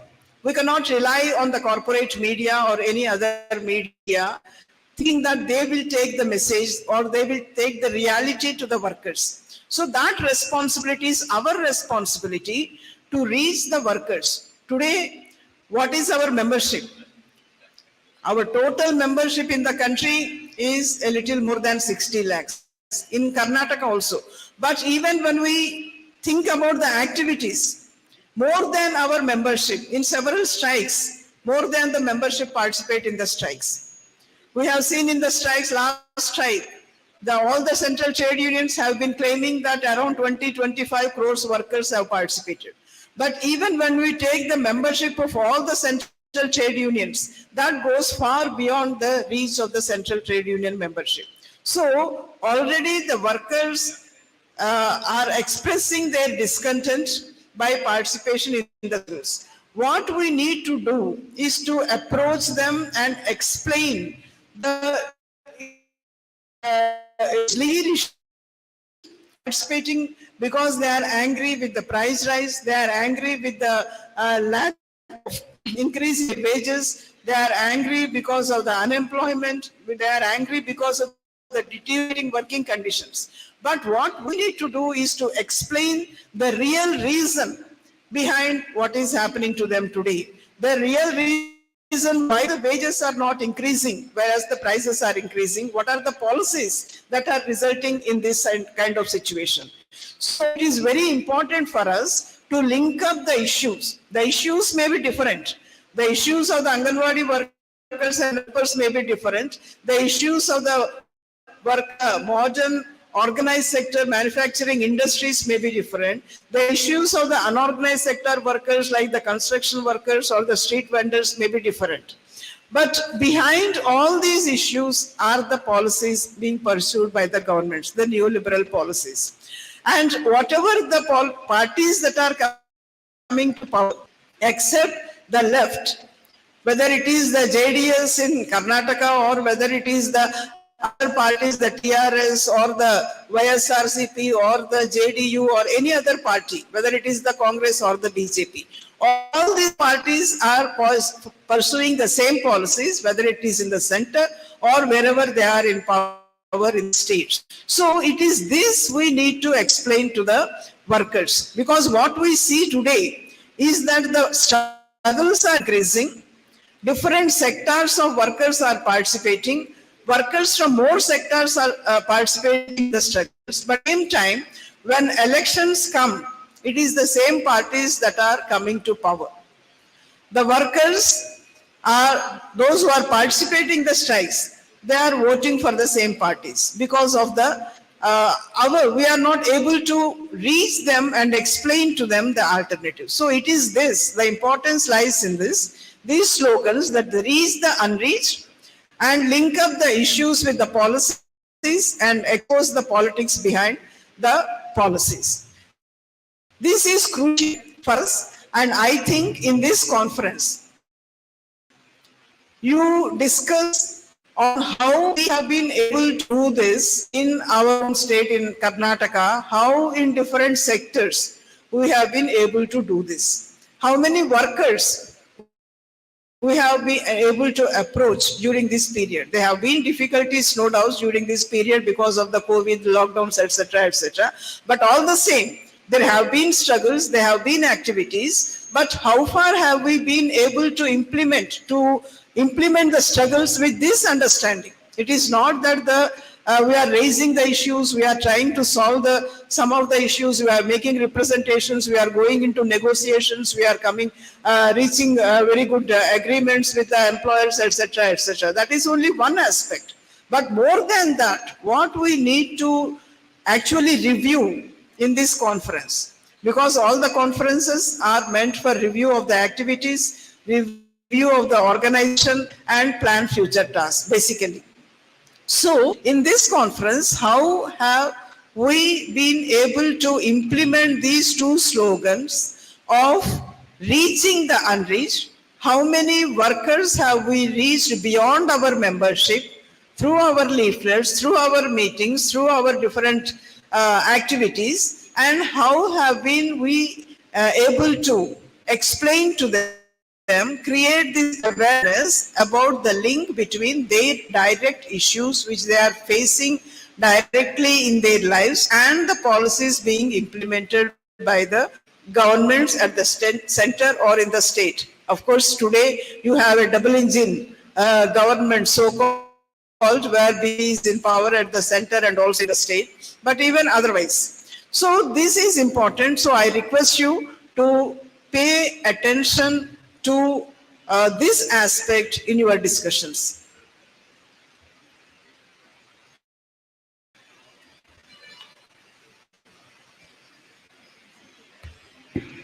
ಈ ಪ್ರತಿರೋಧ ಕೇವಲ ನಮ್ಮ ದೇಶ ಮಾತ್ರವಲ್ಲ, ಇಡೀ ಜಗತ್ತಿನಲ್ಲಿ ಈ ರೀತಿ ಆಗ್ತದೆ. ಪ್ರತಿರೋಧ ಒಡ್ಡುವಂತ ಸರಲ್ಲಿ ಕೆಲ ಆಳುವ ವರ್ಗ ಕೇವಲ ನಮ್ಮ ದೇಶದಲ್ಲಿ ಮಾಡ್ತಾ ಇಲ್ಲ, ಇಡೀ ಜಗತ್ತಲ್ಲಿ ಮಾಡ್ತಾ ಇದೆ. ಬಲಪಂಥೀಯ ಪಕ್ಷಗಳು ಎಲ್ಲ ಕಡೆ ಅಧಿಕಾರಿಗಳಿಗೆ ಬರ್ತಾ ಇದೆ. ಈ ಆಳುವ ವರ್ಗ ಮತ್ತು ಬಂಡವಾಳಗಾರರು ಈ ಬಲಪಂಥೀಯ ಪಕ್ಷಗಳನ್ನ ಮುನ್ನೆಲೆ ತಗೊಂಡ್ಬರಲಿಕ್ಕೆ ಪ್ರಯತ್ನ ಮಾಡ್ತಾರೆ. ಅಮೆರಿಕಾದಲ್ಲಿ ಟ್ರಂಪ್ ಹೇಗೆ ಅವ್ರು ಚುನಾಯಿತಗೊಂಡ್ರು, ಹೇಗೆ ಇವತ್ತು ಕೂಡ ಅವರ ಪ್ರಭಾವ ಸರ್ಕಾರದ ಮೇಲೆ ಇದೆ ಅನ್ನುವಂಥದ್ದನ್ನು ನೋಡಬಹುದು. ಈ ಬಲಪಂಥೀಯ ಪಕ್ಷಗಳಿಗೆ ಮತ್ತು ಆಳುವ ವರ್ಗ ಇಡೀ ಈ ಮೀಡಿಯಾದನ್ನ ಇವತ್ತು ಕಂಟ್ರೋಲ್ ಮಾಡ್ತಾ ಇದೆ. ಫ್ರಾನ್ಸ್ ನಲ್ಲಿ, ಇಟಲಿ ಹೇಗೆ ಬಲಪಂಥೀಯ ಪಕ್ಷಗಳು ಅಧಿಕಾರಕ್ಕೆ ಬಂದಿದ್ದೇವೆ ಅಂತೇಳಿ ಈ ಬಲಪಂಥೀಯ ಪಕ್ಷಗಳಿಗೆ ಯಾವುದೇ ರೀತಿ ಜನಪರವಾಗಿ ಅಥವಾ ದುಡಿಯುವ ವರ್ಗದ ಪರವಾಗಿ ಅವ್ರ ನೀತಿಗಳಿರೋದಿಲ್ಲ. ಜನರ ಒಂದು ಆಕ್ರೋಶವನ್ನ ಮತ್ತು ಸಿಟ್ಟ ಬಳಸಿಕೊಂಡು ಅವರ ಸಮಸ್ಯೆಗೆ ಪರಿಹಾರ ಕೊಡ್ತೀವಿ ಅನ್ನುವಂತ ರೀತಿಯಲ್ಲಿ ಪ್ರಚಾರ ಮಾಡಿ ಅಧಿಕಾರಕ್ಕೆ ಬರ್ತಾರೆ. ಅಧಿಕಾರ ಬಂದ ನಂತರ ಅವರು ಅದೇ ಆರ್ಥಿಕ ನೀತಿಗಳನ್ನ ಬಂಡವಾಳಗಾರರ ಪರ ಅವರು ಮಾಡ್ತಾ ಇದ್ದಾರೆ. ಇಂಥ ಸಂದರ್ಭದಲ್ಲಿ ಪ್ರತಿರೋಧವೂ ಕೂಡ ಬರ್ತಾ ಇದೆ. ಒಂದು ಅಂದಾಜಿನ ಪ್ರಕಾರ ನಮ್ಮ ದೇಶದಲ್ಲಿ ಈ ಒಂದು ಮಾಧ್ಯಮ ಏನಿದೆ, ಈ ಮಾಧ್ಯಮವನ್ನ 80% ಅಂಬಾನಿಯವರು ನಿಯಂತ್ರಣ ಮಾಡ್ತಾ ಇದ್ದಾರೆ ಅಂತೇಳಿ.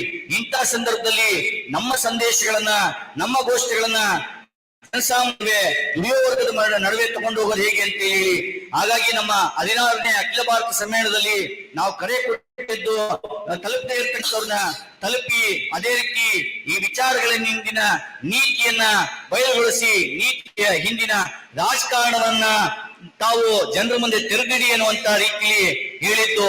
ಹಾಗಾಗಿ ನಾವು ಈ ಒಂದು ಸಂದರ್ಭದಲ್ಲಿ ನಮ್ಮ ಸಮ್ಮೇಳನ ಮಾಡಬೇಕಾದ್ರೆ ಇವತ್ತು ನಮ್ಮ ಸದಸ್ಯತ್ವ ಇಡೀ ದೇಶದಲ್ಲಿ 60 ಲಕ್ಷ ದಾಟಿದೆ. ಕರ್ನಾಟಕದಲ್ಲೂ ಕೂಡ ನಮಗೆ ಒಂದು 2.5 ಲಕ್ಷ ಇದೆ. ನಾವು ನಮ್ಮ ಹೋರಾಟದ ಮೂಲಕ ಹೇಗೆ ಜನರನ್ನ ತಲುಪಿದೀವಿ ಅನ್ನುವಂತ ಚರ್ಚೆ ಆಗ್ಬೇಕು. ಅಖಿಲ ಭಾರತ ಮುಷ್ಕರಗಳು ನಡೆಯುವಂತ ಸಂದರ್ಭದಲ್ಲಿ ಕೋಟ್ಯಾಂತರ ಸಂಖ್ಯೆಯಲ್ಲಿ ಕಾರ್ಮಿಕರು ಭಾಗವಹಿಸ್ತಾರೆ. ಎಲ್ಲ ಕೇಂದ್ರ ಕಾರ್ಮಿಕ ಸಂಘಟನೆ ಸೇರಿ ನಾವು ಹೋರಾಟವನ್ನ ಮಾಡಿದಾಗ ಕಳೆದ ಮುಷ್ಕರದಲ್ಲಿ 20 ರಿಂದ 25 ಕೋಟಿ ಜನ ಭಾಗವಹಿಸಿದ್ರು ಅಂತೇಳಿ ಎಲ್ಲ ನಮ್ಮ ಕೇಂದ್ರ ಕಾರ್ಮಿಕ ಸಂಘಟನೆಗಳ ಸದಸ್ಯತ್ವವನ್ನು ಒಟ್ಟುಗೂಡಿಸಿದಾಗ ಈ ಸಂಖ್ಯೆ ಬಹಳ ದೊಡ್ಡಾಗಿದೆ.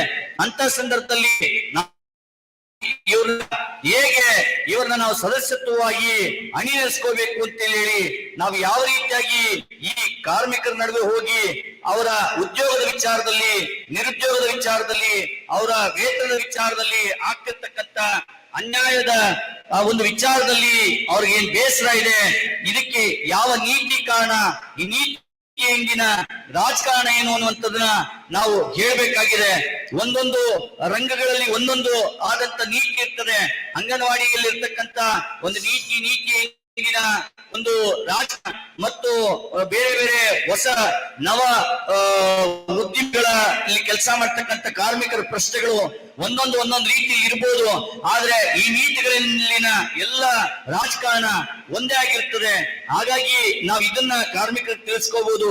ಇಲ್ಲಿ JDS ಆಗಿರ್ಬೋದು ಅಥವಾ ಬೇರೆ ಕಡೆ JDU, YSR ಈ ಎಲ್ಲಾ ಪಕ್ಷಗಳು ಕೂಡ ಅವ್ರು ಏನೇ ಹೇಳಿದ್ರು ಕೂಡ ಇವರು ಅಧಿಕಾರಕ್ಕೆ ಬಂದಾಗಲೂ ಕೂಡ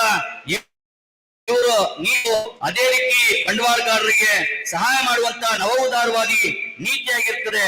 ಹಾಗಾಗಿ ನಾವು ಎಲ್ಲ ರಂಗಗಳಲ್ಲೂ ಕೂಡ ಹೋರಾಟವನ್ನ ಮಾಡ್ತಾ ಇರೋ ಸಂದರ್ಭದಲ್ಲಿ ನಾವ್ ಏನ್ ನೋಡ್ತಾ ಇದೀವಿ, ಹೋರಾಟದಲ್ಲಿ ದೊಡ್ಡ ಸಂಖ್ಯೆಯಲ್ಲಿ ಅಣಿನಿರ್ತಾರೆ.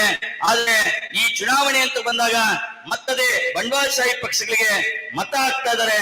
ಹಾಗಾಗಿ ನಾವು ಈ ಕಾರ್ಮಿಕರನ್ನ ತಲುಪಲಿಕ್ಕೆ ಸಾಧ್ಯವಾಗಿದೆಯಾ? ಈ ಬೇಡಿಕೆಗಳನ್ನ, ಈ ವಿಚಾರಗಳಲ್ಲಿ ಇಂದಿನ ಆಗಿದೆಯಾ ಅನ್ನುವಂತ ನಾವು ತಿಳಿಸ್ಬೇಕು. ಈ ಸಮ್ಮೇಳನದ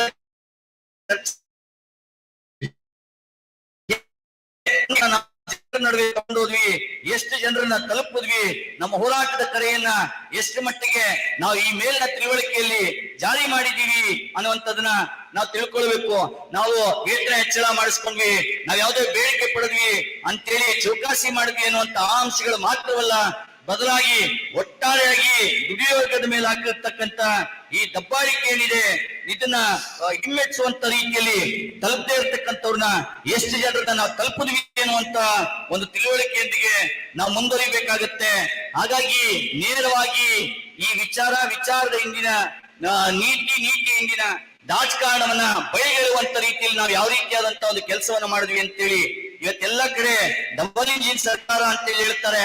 ಆದ್ರೆ ಯಾವ ರೀತಿಯಾಗಿ ಸಮಸ್ಯೆಯಲ್ಲಿ ಜನ ಸಿಲುಕಿದ್ದಾರೆ ಈ ಡಬಲ್ ಇಂಜಿನ್ ಇದ್ದಾಗ್ಲೂ ಕೂಡ ಅನ್ನುವಂಥದನ್ನ ನಾವು ಅರ್ಥ ಮಾಡ್ಕೊಳ್ಬೇಕು.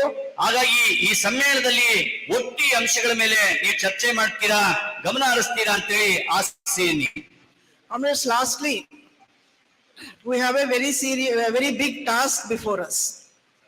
As I told, during this pandemic, the workers and the peasants have together fought against the anti-worker, anti-peasant, antics of the government.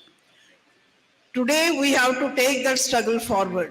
We have to strengthen the unity of these two classes who produce the wealth of the country, the workers and the peasants and the agricultural workers. So for this, already the Sanyukta Kisan Morcha, because though the government has agreed and it has repealed in parliament the 3 farm laws, it has not yet implemented. It is almost 1 year. But during this 1 year, it has done nothing to implement the other assurances that were given to the Sanyukta Kisan Morcha, related to the MSP, related to the amendment to the electricity bill. They have introduced, without consulting the Kisan Morcha, they have introduced the electricity amendment bill for the privatization of electricity in parliament. Of course, they had to refer it to the standing committee, but even then. So there are many other assurances which have not yet been implemented. So again, they have decided to start the movement. They have decided to organize Raj Bhavan marches on November 26th, all over the country. So the trade union movement has extended their support to the Raj Bhavan marches of the Sanyukta Kisan Morcha. And also the joint trade union movement has decided to organize local level demonstrations. Though after the 28th and 29th March general strike, it was a long time after the joint platform of trade unions could meet because of so many reasons. But all the same, it has met ultimately and was decided to observe 2nd December all over the country through demonstrations opposing the policies and also demanding scrapping of the labor codes, etc. And to organize a national convention in Delhi on January 30th. The details will be worked out. So on the one hand, we have to implement the decisions of the joint trade union platform and also extend solidarity to the Sanyukta Kisan Morcha calls.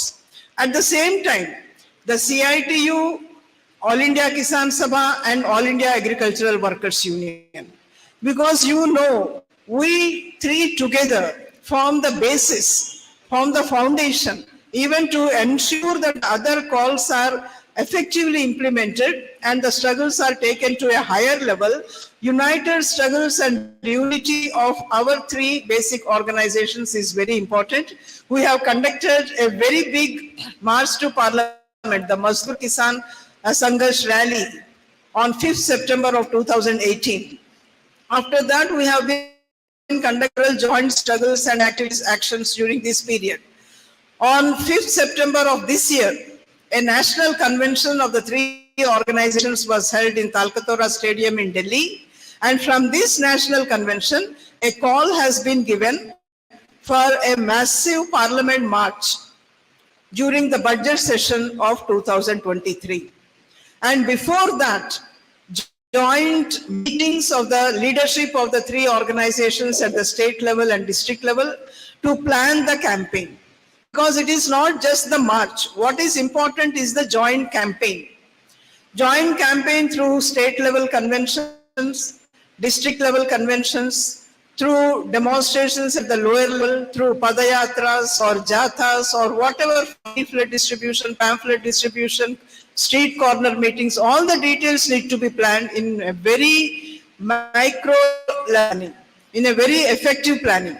Our target is to mobilize not less than 5 lakhs in Delhi. And the CITU has decided that we should mobilize not less than 3 lakhs. From all over the country, the exact quotas will be worked out, but each state has to work out our own quota. So this conference also, you have to, even though specific quotas, sector-wise or district-wise is not here, but we have to keep in mind that it has to be a unprecedented rally. The September 2018 rally itself was unprecedented in the sense that it was the first rally of the three organizations after independence in the national capital. But now the importance is that in 2024, parliament elections will be there. So already an atmosphere is being created that there is no alternative to the BJP and Modi. So we have to break that, and we have to give a warning to the ruling classes and the BJP government that the working classes, the toiling people of this country are not ready. They are determined to change these policies and change this government. So that message has to be emphatically given to this march to parliament during budget session. The organizations have decided recently on 10th we have met, and we decided that 5th April we'll have this rally in parliament.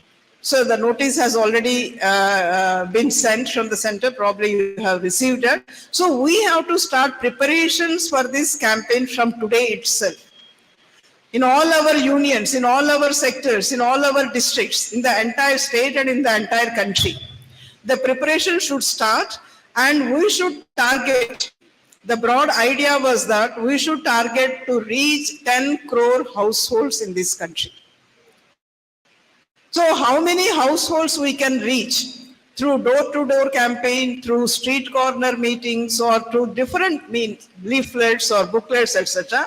The minute details have to be planned in the coming days. Soon after the state conference, I hope the three organizations, the leadership of the three organizations will meet and work out the details and further go. Of course, we have the task of organizing the All India Conference of CITU, but at the same time, conceptualizing the entire campaign, that can be done. First, we need to conceptualize the campaign with the idea that how many households, because today the CITU, particularly in Karnataka also, we have the reach, we have the resources, we have the Anganwadi workers, a strong Anganwadi workers and helpers union, we have construction workers union, we have the ASHA and midday meal workers union, etc., where we have approach and reach up to the village level, in villages. So how do we reach to that particular household, all the households where we have, we can reach. So that way all the unions have to plan, and we have to make this campaign very effective, an extensive and intensive campaign. As I already told, linking up the specific issues of that particular section of the people with the policies of the government and exposing the government, and also, of course, the mobilization.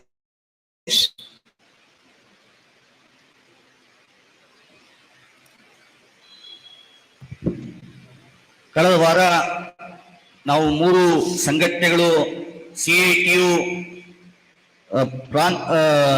All India Kisan ಸಭಾ ಮತ್ತು ಕೃಷಿ ಕೂಲಿಕರ ಸಂಘಟನೆ ಜೊತೆಗೂಡಿ ಇವತ್ತೇನು ಸರ್ಕಾರ ಕೃಷಿ ಕಾರ್ಮಿಕರ ವಿರುದ್ಧ, ರೈತರ ವಿರುದ್ಧ, ಕಾರ್ಮಿಕರ ವಿರುದ್ಧ ಮತ್ತು ಜನಸಾಮಾನ್ಯರ ವಿರುದ್ಧ ಒಂದು ಬರಬರತೆಯನ್ನು ತೋರ್ತಾ ಇದೆ. ಅಂತ ಸಂದರ್ಭದಲ್ಲಿ ನಮ್ಮ ಐಕ್ಯತೆಯನ್ನ ಬಲಪಡಿಸೋದು ಹೇಗೆ ನಾವು ಮುಂದೋಗ್ಬೇಕು ಅನ್ನುವಂಥದ್ದನ್ನ ಚರ್ಚೆ ಮಾಡಿದೀವಿ.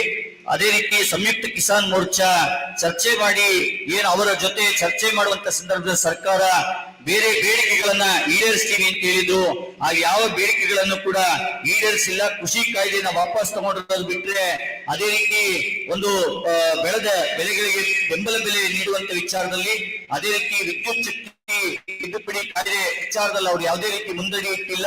ಇದಕ್ಕೆ ಬದಲಾಗಿ ವಿದ್ಯುತ್ ಶಕ್ತಿ ತಿದ್ದುಪಡಿ ಕಾಯ್ದೆಯನ್ನ ಅವರು ತಗೊಂಡ್ ಬಂದಿದ್ದಾರೆ. ಅದು ಸ್ಥಾಯಿ ಸಮಿತಿ ಕಳಿಸ್ಕೊಡ್ಬೇಕಾಗಿದ್ರು ಕೂಡ ಆ ನಿರ್ದಿಷ್ಟವಾಗಿ ಅದನ್ನು ಜಾರಿ ಮಾಡೋದಕ್ಕೆ ಮುಂದೋಗಿರುವಂತ ಸಂದರ್ಭದಲ್ಲಿ 26 ನವೆಂಬರ್ ಇಡೀ ದೇಶಾದ್ಯಂತ ರಾಜಭವನ್ ಚಲೋ ಅಂತೇಳಿ ಸಂಯುಕ್ತ ಕಿಸಾನ್ ಮೋರ್ಚಾದವರು ರೈತ ಸಂಘಟನೆಗಳು ಕರೆ ಕೊಟ್ಟಿದೆ. ಈ ಹೋರಾಟಕ್ಕೆ ಒಂದು ಕಾರ್ಮಿಕ ಚಳುವಳಿಗಳು ಇದಕ್ಕೆ ಬೆಂಬಲವನ್ನು ನೀಡಿದೆ. ಅದೇ ಸಂದರ್ಭದಲ್ಲಿ ಒಂದು ಜಂಟಿ ಕಾರ್ಮಿಕ ಸಂಘಟನೆಯ ಹೋರಾಟಗಳು ಮಟ್ಟದಲ್ಲಿ ಈಗಾಗಲೇ ನಾವು ಇದೇ ವರ್ಷ 28, 29 ಒಂದು ಐತಿಹಾಸಿಕ ಮುಷ್ಕರವನ್ನು ಮಾಡಿದ್ದೇವೆ. ಈಗ ಈ ಪ್ರತಿರೋಧ ಒಡ್ಡಬೇಕಾಗಿರುವಂತ ಸಂದರ್ಭದಲ್ಲಿ ಕಾರ್ಮಿಕ ಸಮಿತಿಗಳನ್ನ ರದ್ದು ಮಾಡಿ ಅಂತೇಳಿ ನಾವು ಬೇಡಿಕೆ ಇಟ್ಕೊಂಡು ಇದೇ 2 ಡಿಸೆಂಬರ್ಗೆ ಹೋರಾಟ ಮಾಡಬೇಕು ಅಂತೇಳಿ ತೀರ್ಮಾನ ಮಾಡಿದೀವಿ. ಅದೇ ರೀತಿ ಎಲ್ಲ ಕೇಂದ್ರ ಕಾರ್ಮಿಕ ಸಂಘಟನೆ ಜನವರಿ 30ಕ್ಕೆ ಮುಂದಿನ ವರ್ಷ ಒಂದು ಸಮಾವೇಶವನ್ನ ಅಖಿಲ ಭಾರತ ಮಟ್ಟದಲ್ಲಿ ಇದೆ. ಆ ಮೂಲಕ ನಾವೆಲ್ಲ ಸೌಹಾರ್ದತೆಯನ್ನ ಮುಂದೆ ಮಾಡಿ ನಾವು ಹೋರಾಟಕ್ಕೆ ಹೋಗ್ಬೇಕು ಅಂತಿದೀವಿ. ಇಡೀ ದೇಶದಲ್ಲಿ ಸಿಐಟಿಯು ಮತ್ತು ರೈತ ಸಂಘಟನೆ ಮತ್ತು ಕೃಷಿ ಕೂಲಿಕಾರ ಸಂಘಟನೆ 3 ಸೇರಿ ಪ್ರಪ್ರಥಮ ಬಾರಿಗೆ ನಾವು 2018ರಲ್ಲಿ ಒಂದು ದೊಡ್ಡ ಮಜ್ದೂರ್ ಕಿಸಾನ್ ಸಂಘರ್ಷ ರ್ಯಾಲಿ ಅಂತೇಳಿ ದೆಹಲಿಯಲ್ಲಿ ಮಾಡಿದ್ವಿ. ಆ ಮೂಲಕ ಒಂದು ಜಂಟಿ ಹೋರಾಟದ ವೇದಿಕೆಯನ್ನ ಎಲ್ಲ ವಿಭಾಗಗಳನ್ನ ರೈತರು ಮತ್ತು ಕಾರ್ಮಿಕರು ಯಾರು ಈ ಸಂಪತ್ತನ್ನು ಸೃಷ್ಟಿ ಮಾಡ್ತಾರೆ ಅವ್ರನ್ನ ಒಳಗೊಂಡಂತೆ ಒಂದು ಹೋರಾಟವನ್ನ ಮಾಡಿದ್ವಿ. ಇದೇ ತಾರೀಕು ಸೆಪ್ಟೆಂಬರ್ 1 ರಾಷ್ಟ್ರೀಯ ಸಮಾವೇಶವನ್ನ ಕಲ್ಕತ್ತಾ ಸ್ಟೇಡಿಯಂ ಇದರಲ್ಲಿ ನಾವು ಚರ್ಚೆ ಮಾಡಿ 2023 ಬಜೆಟ್ ಪೂರ್ವಭಾವಿಯಾಗಿ ದೆಹಲಿಯಲ್ಲಿ ಒಂದು ದೊಡ್ಡ ಪ್ರತಿಭಟನೆಯನ್ನ ಮಾಡಬೇಕು ಅಂತೇಳಿ ತೀರ್ಮಾನ ಮಾಡಿದೀವಿ. ನಾವು ನಮ್ಮ ಸ್ಥಳೀಯ ಮಟ್ಟದಲ್ಲಿ, ನಮ್ಮ ಜಿಲ್ಲಾ ಮತ್ತು ರಾಜ್ಯ ಮಟ್ಟದಲ್ಲಿ ನಿರ್ದಿಷ್ಟವಾದಂತಹ ಯೋಜನೆಯೊಂದಿಗೆ ಹೇಗೆ ಜಂಟಿ ಪ್ರಚಾರ ಮಾಡುವಂತೇಳಿ ತಾವು ಚರ್ಚೆ ಮಾಡಬೇಕಾಗುತ್ತೆ. ಅದರ ಮೂಲಕ ಈಗ ನಮಗಿರುವಂತ ಅಂದಾಜು ಏನ್ 2023 ಬಜೆಟ್ ಪೂರ್ವದಲ್ಲಿ ನಡೆಸುವಂತ ಹೋರಾಟದಲ್ಲಿ 5 ಲಕ್ಷ ಜನರನ್ನ ಪಾಲ್ಗೊಳ್ಬೇಕು. ಸಿಐಟಿಯು 3 ಲಕ್ಷ ಜನರನ್ನ ಇಡೀ ದೇಶಾದ್ಯಂತ ಅಣಿ ನಡೆಸಿ ಆ ಹೋರಾಟದಲ್ಲಿ ಭಾಗವಹಿಸಬೇಕು ಅಂತೇಳಿ ಪ್ರತಿ ರಾಜ್ಯಕ್ಕೂ ಕೂಡ ಒಂದು ಕೋಟಾ ನೀಡಲಾಗ್ತದೆ. ಆ ಕೋಟಾವನ್ನ ಮೀರಿ ನಾವು ಜನರನ್ನ ಅಣಿ ನಡೆಸೋದು ಹೇಗೆ, ಆ ಹೋರಾಟದಲ್ಲಿ ಭಾಗವಹಿಸೋದು ಹೇಗೆ ಅನ್ನುವಂಥದನ್ನ ನಾವು ತಿಳ್ಕೊಳ್ಬೇಕಾಗ್ತದೆ. ಈ ಒಂದು ಪ್ರತಿರೋಧ ಅಥವಾ ಹೋರಾಟ ಹಿಂದೆಂದೂ ಕಂಡರಿಯದ ರೀತಿಯಲ್ಲಿ ಆ ಹೋರಾಟವನ್ನು ಯಶಸ್ವಿ ಮಾಡಬೇಕಾಗುತ್ತೆ. 2018ರಲ್ಲಿ ನಡೆಸಿದಂತ ಹೋರಾಟ ಕೂಡ ಸ್ವತಂತ್ರದ ನಂತರ ಒಂದು ದೊಡ್ಡ ಹೋರಾಟವಾಗಿ ಇತ್ತು. 2024ರಲ್ಲಿ ಪಾರ್ಲಿಮೆಂಟ್ ಚುನಾವಣೆ ಬರುವಂತ ಸಂದರ್ಭದಲ್ಲಿ ಈ ಮಾಧ್ಯಮಗಳು ಮತ್ತು ಆಳುವ ಪಕ್ಷಗಳು ಪರ್ಯಾಯ ಇಲ್ಲ, ಇದೇ ಪರ್ಯಾಯ, ಇವರೇ ಪರ್ಯಾಯ ಅಂತೇಳಿ ಹೇಳ್ತಾರೆ. ಹಾಗಾಗಿ ನಾವು ಈ ನೀತಿಗಳನ್ನ ಇದನ್ನ ಸಹಿಸೋದಿಲ್ಲ ಅನ್ನುವಂತ ರೀತಿಯಲ್ಲಿ ನಾವು ಸಂದೇಶವನ್ನ ಕೊಟ್ಟು ಹೋಗ್ಬೇಕಾಗುತ್ತೆ. ಬಹುತೇಕ 5 ಏಪ್ರಿಲ್ಗೆ ಈ ಒಂದು ಪ್ರತಿಭಟನೆ ನಡೆಸಬೇಕು ಅನ್ನುವಂತ ಅಂದಾಜಿದೆ. ಆ ಸಂದರ್ಭದಲ್ಲಿ ನಾವು ಪ್ರಚಾರ ಪ್ರಕ್ಷೋಭೆಯನ್ನ ಹೇಗ್ ಮಾಡ್ತೀವಿ, ಈಗಿಂದಲೇ ಅದನ್ನ ನಾವು ಆ ಪ್ರಚಾರವನ್ನ ಪ್ರಾರಂಭ ಮಾಡಿ ಪ್ರತಿ ತಾಲೂಕು ಮಟ್ಟದಲ್ಲಿ ಹಳ್ಳಿಗೂ ಕೂಡ ಹೋಗ್ಬೇಕು. ನಮ್ಮ ಅಂದಾಜ್ ಪ್ರಕಾರ ಇಡೀ ದೇಶದಲ್ಲಿ ಒಂದು 10 ಕೋಟಿ ಮನೆಗಳನ್ನ ಮನೆಗೂ ತಲುಪಿ ಅದು ಬೀದಿ ಬದಿ ಸಭೆಗಳಾಗಿರ್ಬೋದು, ಬೇರೆ ರೀತಿಯಲ್ಲಾಗಿರ್ಬೋದು, ಪುಸ್ತಕಗಳನ್ನ ಪ್ರಕಟಣೆ ಮಾಡೋದ್ರ ಮೂಲಕ ನಾವು ಮನೆಗೂ ಕೂಡ ತಲುಪಬೇಕಾಗುತ್ತೆ.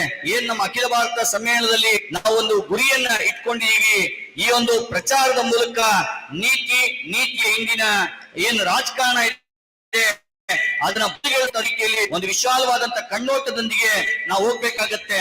ನಮ್ಮ ಹತ್ರ ತಲುಪೋದಕ್ಕೆ ಕಾರ್ಯಕರ್ತರಿದ್ದಾರೆ, ಅದೇ ರೀತಿ ಎಲ್ಲ ಒಂದು ಸಂಘಟನಾ ಯಂತ್ರ ಇದೆ. ಅಂಗನವಾಡಿ, ಬಿಸಿ ಊಟ, ಆಶಾ ಕಾರ್ಯಕರ್ತರು ಪ್ರತಿ ಹಳ್ಳಿಯಲ್ಲೂ ಕೂಡ ಇದ್ದಾರೆ.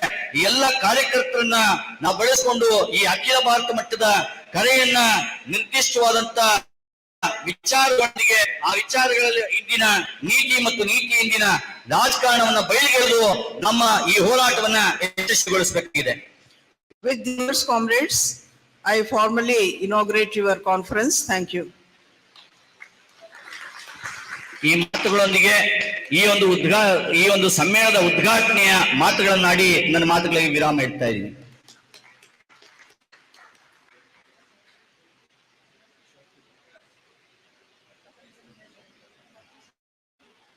ಕಾಮ್ರೇಡ್ಸ್, CITUವಿನ 15ನೇ ರಾಜ್ಯ ಸಮ್ಮೇಳನವನ್ನ ಉದ್ಘಾಟಿಸಿರುವಂತಹ CITUವಿನ ಅಖಿಲ ಭಾರತ ಅಧ್ಯಕ್ಷರಾಗಿರುವಂತಹ ಡಾಕ್ಟರ್ ಕೆ ಹೇಮಲತಾ ಅವರಿಗೆ ತಮ್ಮೆಲ್ಲರ ಪರವಾಗಿ ಅಭಿನಂದನೆಗಳನ್ನ ಸಲ್ಲಿಸ್ತೇನೆ.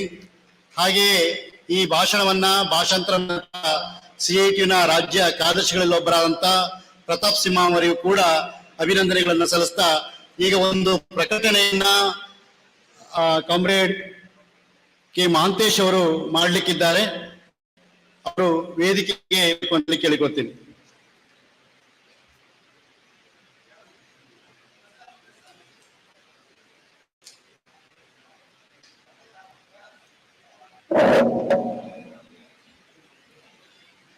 ಆತ್ಮೀಯರೇ, CITUವಿನ 17ನೇ ಅಖಿಲ ಭಾರತ ಸಮ್ಮೇಳನ 2023 ಜನವರಿ ತಿಂಗಳಲ್ಲಿ 18ರಿಂದ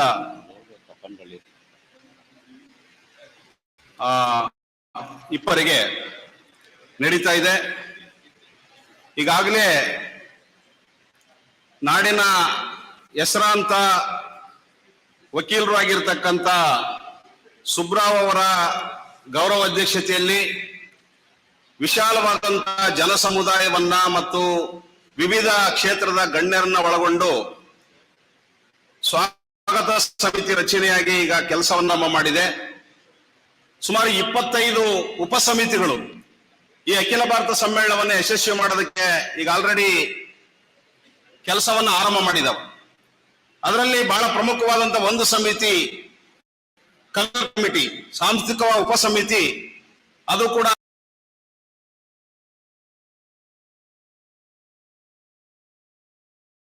ಪ್ರಕಟಣೆಯನ್ನು ನಾನು ಇಲ್ಲಿ ಮಾಡ್ಲಿಕ್ಕೆ ಬಯಸ್ತಾ ಇದ್ದೇನೆ.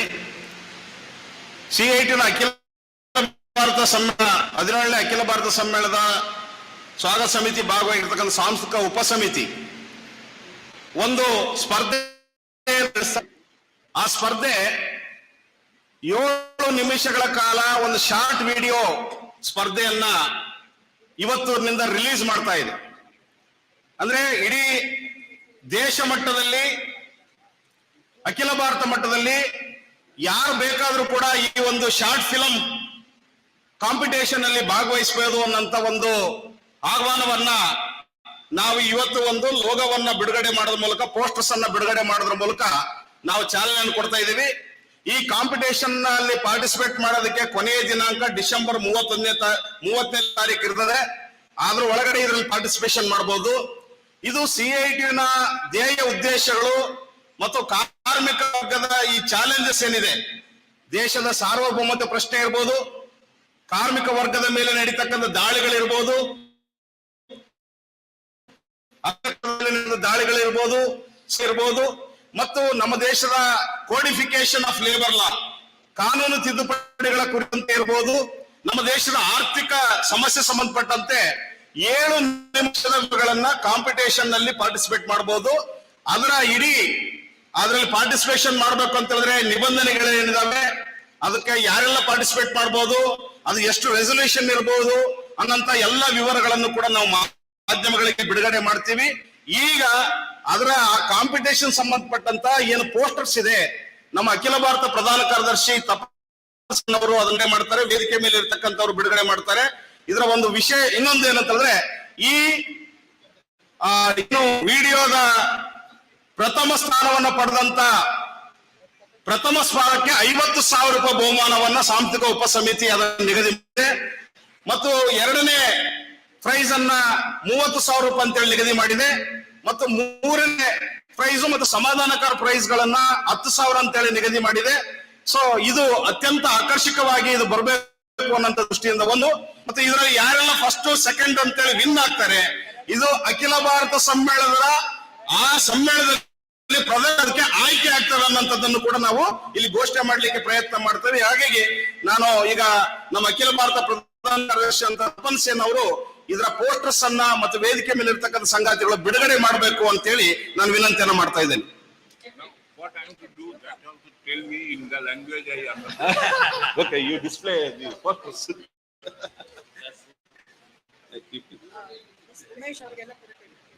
Okay. ಇದೆಯಾ? ಅಲ್ಲ photo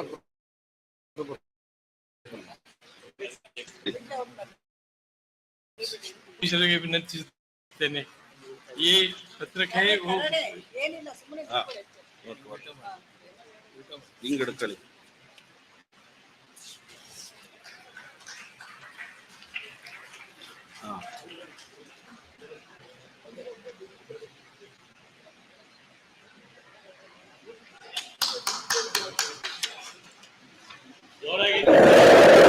Comrade, it is a novel initiative taken by our reception committee of the 17th All India Conference of CI2 to be held in January to 22nd in Bangalore.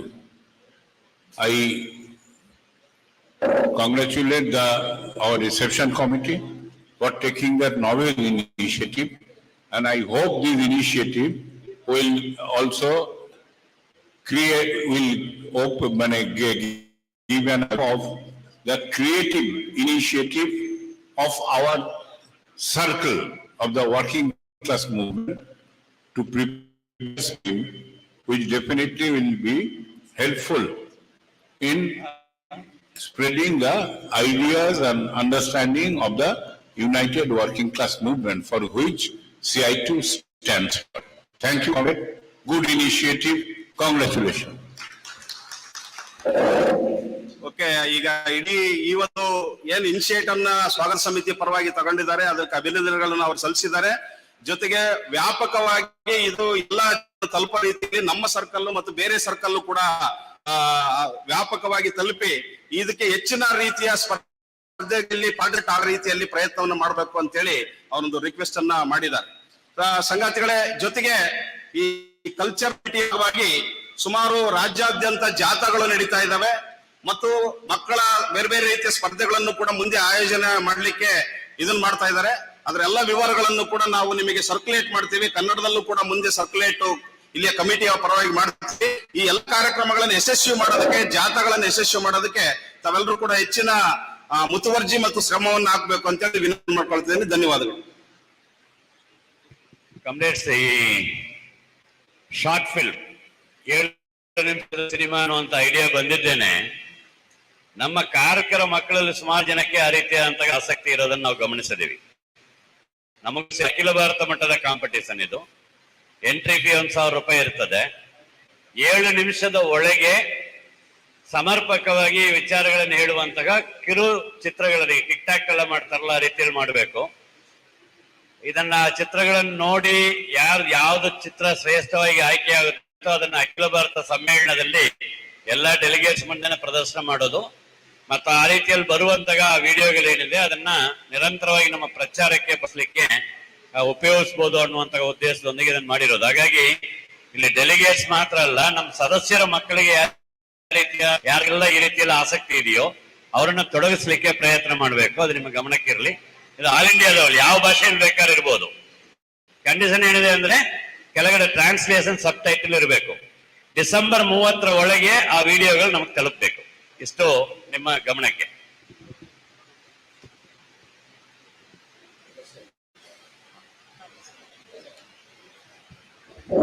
Comrades, ಈ ಸಮ್ಮೇಳನದ ಉದ್ಘಾಟನೆಗೆ ಉಪಸ್ಥಿತರಿರುವಂತಹ ಕರ್ನಾಟಕ ಪ್ರಾಂತ ರೈತ ಸಂಘದ ರಾಜ್ಯ ಉಪಾಧ್ಯಕ್ಷರಾಗಿರುವಂತಹ comrade you Basavaraj ಅವರು ಈ ಸಮ್ಮೇಳನವನ್ನು ಉದ್ದೇಶಿಸಿ ಮಾತನಾಡಬೇಕು ಅಂತೇಳಿ ಅವರ ಹತ್ರ ವಿನಂತಿಯನ್ನು ಮಾಡ್ಕೊಳ್ತೀವಿ.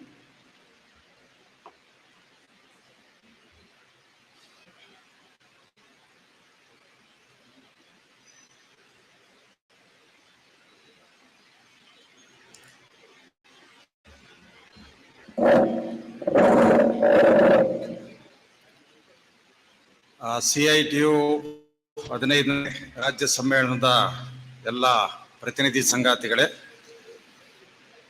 ಈ ಒಂದು ಸಮ್ಮೇಳನವನ್ನ ಉದ್ಘಾಟನೆ ಮಾಡಿರ್ತಕ್ಕಂಥ ಅಖಿಲ ಭಾರತ CITUವಿನ ಅಧ್ಯಕ್ಷರಾಗಿರ್ತಕ್ಕಂಥ ಡಾಕ್ಟರ್ ಹೇಮಲತಾ ಅವರೇ, CITUವಿನ ಅಖಿಲ ಭಾರತ ಪ್ರಧಾನ ಕಾರ್ಯದರ್ಶಿಗಳಾಗಿರ್ತಕ್ಕಂಥ ಕಾಮ್ರೇಡ್ ತಪನ್ ಸೇನ್ ಅವರೇ, ಕಾಮ್ರೇಡ್ AK ಪದ್ಮನಾಭನ್ ಅವರೇ, ಸಮ್ಮೇಳನದ ಈ ಉದ್ಘಾಟನಾ ಸಮಾರಂಭದ ಲಕ್ಷ್ಮಿ ಅವರೇ, ಮೀನಾಕ್ಷಿ, ಹಾಗೇನೆ CITUನ ಅಖಿಲ ಭಾರತ ಮುಖಂಡರಾಗಿರ್ತಕ್ಕಂಥ ಕಾಮ್ರೇಡ್ ಉಮ್ಮೆ, ಹಿರಿಯ ಸಂಗಾತಿಗಳಾಗಿರ್ತಾರೆ ಕಾಮ್ರೇಡ್ ಕೆ, ವೇದಿಕೆ ಮೇಲೆ ಉಪಸ್ಥಿತರಿರ್ತಕ್ಕಂಥ ಪದಾಧಿಕಾರಿ ಸಂಗಾತಿಗಳು, ಮೊದಲನೇದಾಗಿ ಈ CITU ರಾಜ್ಯ ಸಮ್ಮೇಳನ ಕರ್ನಾಟಕ ಪ್ರಾಂತ ರೈತ ಸಂಘದ ಪರವಾಗಿ ಹೃತ್ಪೂರ್ವಕವಾದಂತ ಶುಭಾಶಯಗಳನ್ನ ನಾನು ತಿಳಿಸೋದಕ್ಕೆ ಬಯಸ್ತಾ ಇದ್ದೆ. ಈ ಸಮ್ಮೇಳನ ಅತ್ಯಂತ ಯಶಸ್ವಿ ನಡೆಯಲಿ ಬರುವಂತ ದಿನಗಳ ಕರ್ನಾಟಕದ ರಾಜ್ಯದ ಬದಲಾಯಿಸೋದಕ್ಕೆ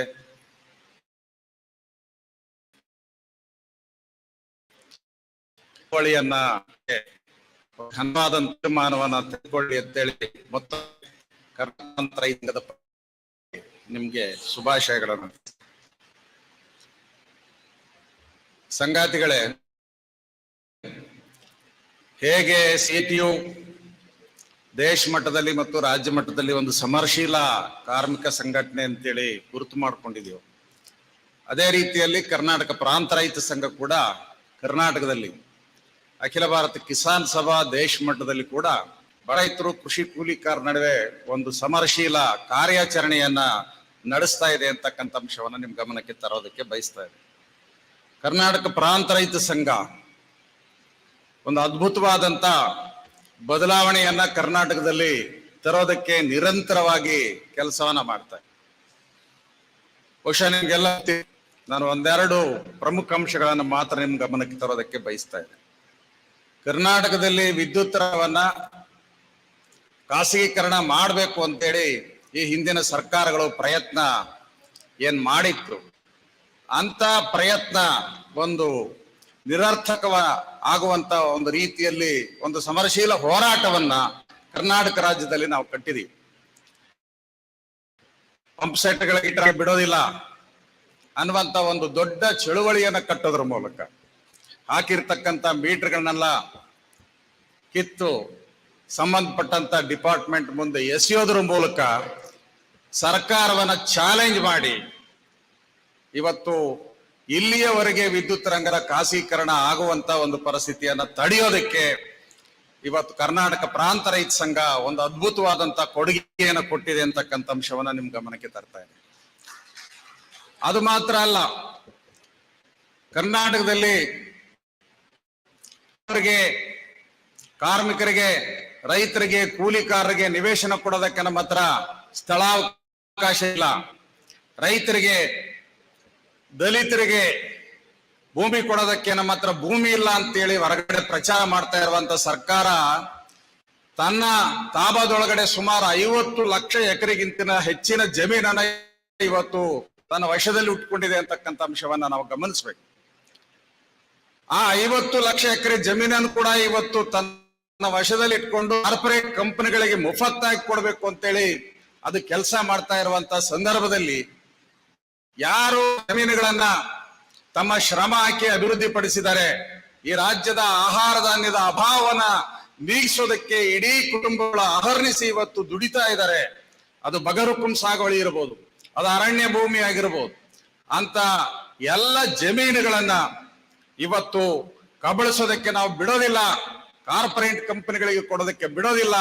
ನಾವು ಅದರ ವಾರಸುದಾರರು ಅಂತೇಳಿ ಒಂದು ಸಮರಶೀಲ ಚಳವಳಿಯನ್ನ ಕಟ್ಟೋದ್ರ ಮೂಲಕ 45 ಲಕ್ಷ ಎಕರೆ ಜಮೀನನ್ನ ರೈತರಿಗೆ ಕೊಡಿಸೋದಕ್ಕೋಸ್ಕರ ಇವತ್ತು ಫಾರಂ ನಂಬರ್ 57 ಹಾಕಿ ಅದರ ಹಕ್ಕುಪತ್ರವನ್ನ ಪಡೆಯುವಂತ ಒಂದು ಪರಿಸ್ಥಿತಿಯನ್ನ ನಿರ್ಮಾಣ ಮಾಡೋದ್ರಲ್ಲಿ ಕರ್ನಾಟಕ ಸಂಘದ ಒಂದು ಪ್ರಮುಖವಾದಂತ ಪಾತ್ರ ಇದೆ ಅಂತಕ್ಕಂಥ ಅಂಶವನ್ನ ನಿಮ್ ಗಮನಕ್ಕೆ ತರ್ತಾ ಇದ್ದೀನಿ. ಯಾಕೆ ಈ ಮಾತುಗಳನ್ನ ಇವತ್ತು ಯಾಕೆ ನಿಮ್ ಗಮನಕ್ಕೆ ತರಕ್ ಬಯಸ್ತಾ ಇದ್ದೀನಿ ನಾನು ಅಂತ ಹೇಳಿದ್ರೆ, ಈ ಸಂದರ್ಭದಲ್ಲಿ ಕರ್ನಾಟಕದಲ್ಲಿರ್ತಕ್ಕಂಥ ರೈತರನ್ನ, ಕೃಷಿ ಕೂಲಿಕಾರರನ್ನ, ರೈತ ಚಳವಳಿಗಳನ್ನ, ಕೃಷಿ ಕೂಲಿಕಾರರ ಚಳವಳಿಗಳನ್ನ ಈ ಹೋರಾಟದಲ್ಲಿ ಒಳಗೊಳ್ಳುವಂತ ಒಂದು ಪರಿಸ್ಥಿತಿಯನ್ನ ನಾವು ನಿರ್ಮಾಣ ಮಾಡಿದ್ವಿ. ಕರ್ನಾಟಕದಲ್ಲಿ ರೈತರು, ಕಾರ್ಮಿಕರು ಒಂದೇ ಅವಕಾಶ ಇಲ್ಲ. ಯಾಕೆ ಅಂತ ಹೇಳಿದ್ರೆ ಇವತ್ತು ಗ್ರಾಮೀಣ ಪ್ರದೇಶವನ್ನ ನಗರ ಪ್ರದೇಶ ಸುಲಿಗೆ ಮಾಡ್ತಾ ಇದೆ ಅಂತ ಹೇಳಿ ಪ್ರಚಾರ ಮಾಡತಕ್ಕಂತ ಒಂದು ಪರಿಸ್ಥಿತಿ ಇತ್ತು. ರಾಜ್ಯ ರೈತ ಸಂಘಗಳು ಕರ್ನಾಟಕ ಪ್ರಾಂತ ರೈತ ಸಂಘದ ಕೆಂಬಾವುಟದ ಜೊತೆ ಸೇರುವಂತ ಒಂದು ಪರಿಸ್ಥಿತಿ ಇರಲಿಲ್ಲ. ಅದೇ ರೀತಿಯಲ್ಲಿ ಕೆಂಬಾವುಟ ಹಿಡಿದು ಹೋರಾಟ ಮಾಡತಕ್ಕಂತ ಕಾರ್ಮಿಕರ ಜೊತೆಯಲ್ಲಿ ಸೇರುವಂತ ಒಂದು ವಾತಾವರಣ ಇರಲಿಲ್ಲ. ಅಂತ ಒಂದು ವಾತಾವರಣವನ್ನ ಬದಲಾಯಿಸುವಂತ ಒಂದು ಕೆಲಸವನ್ನ ಕರ್ನಾಟಕ ಪ್ರಾಂತ ರೈತ ಸಂಘ ಮಾಡಿದೆ. ರೈತ ಸಂಘ ಒಟ್ಟಿಗೆ ಈ ಹೋರಾಟಗಳಲ್ಲಿ ವಿಶ್ವಾಸ ಪಡೆದ್ರ ಮೂಲಕ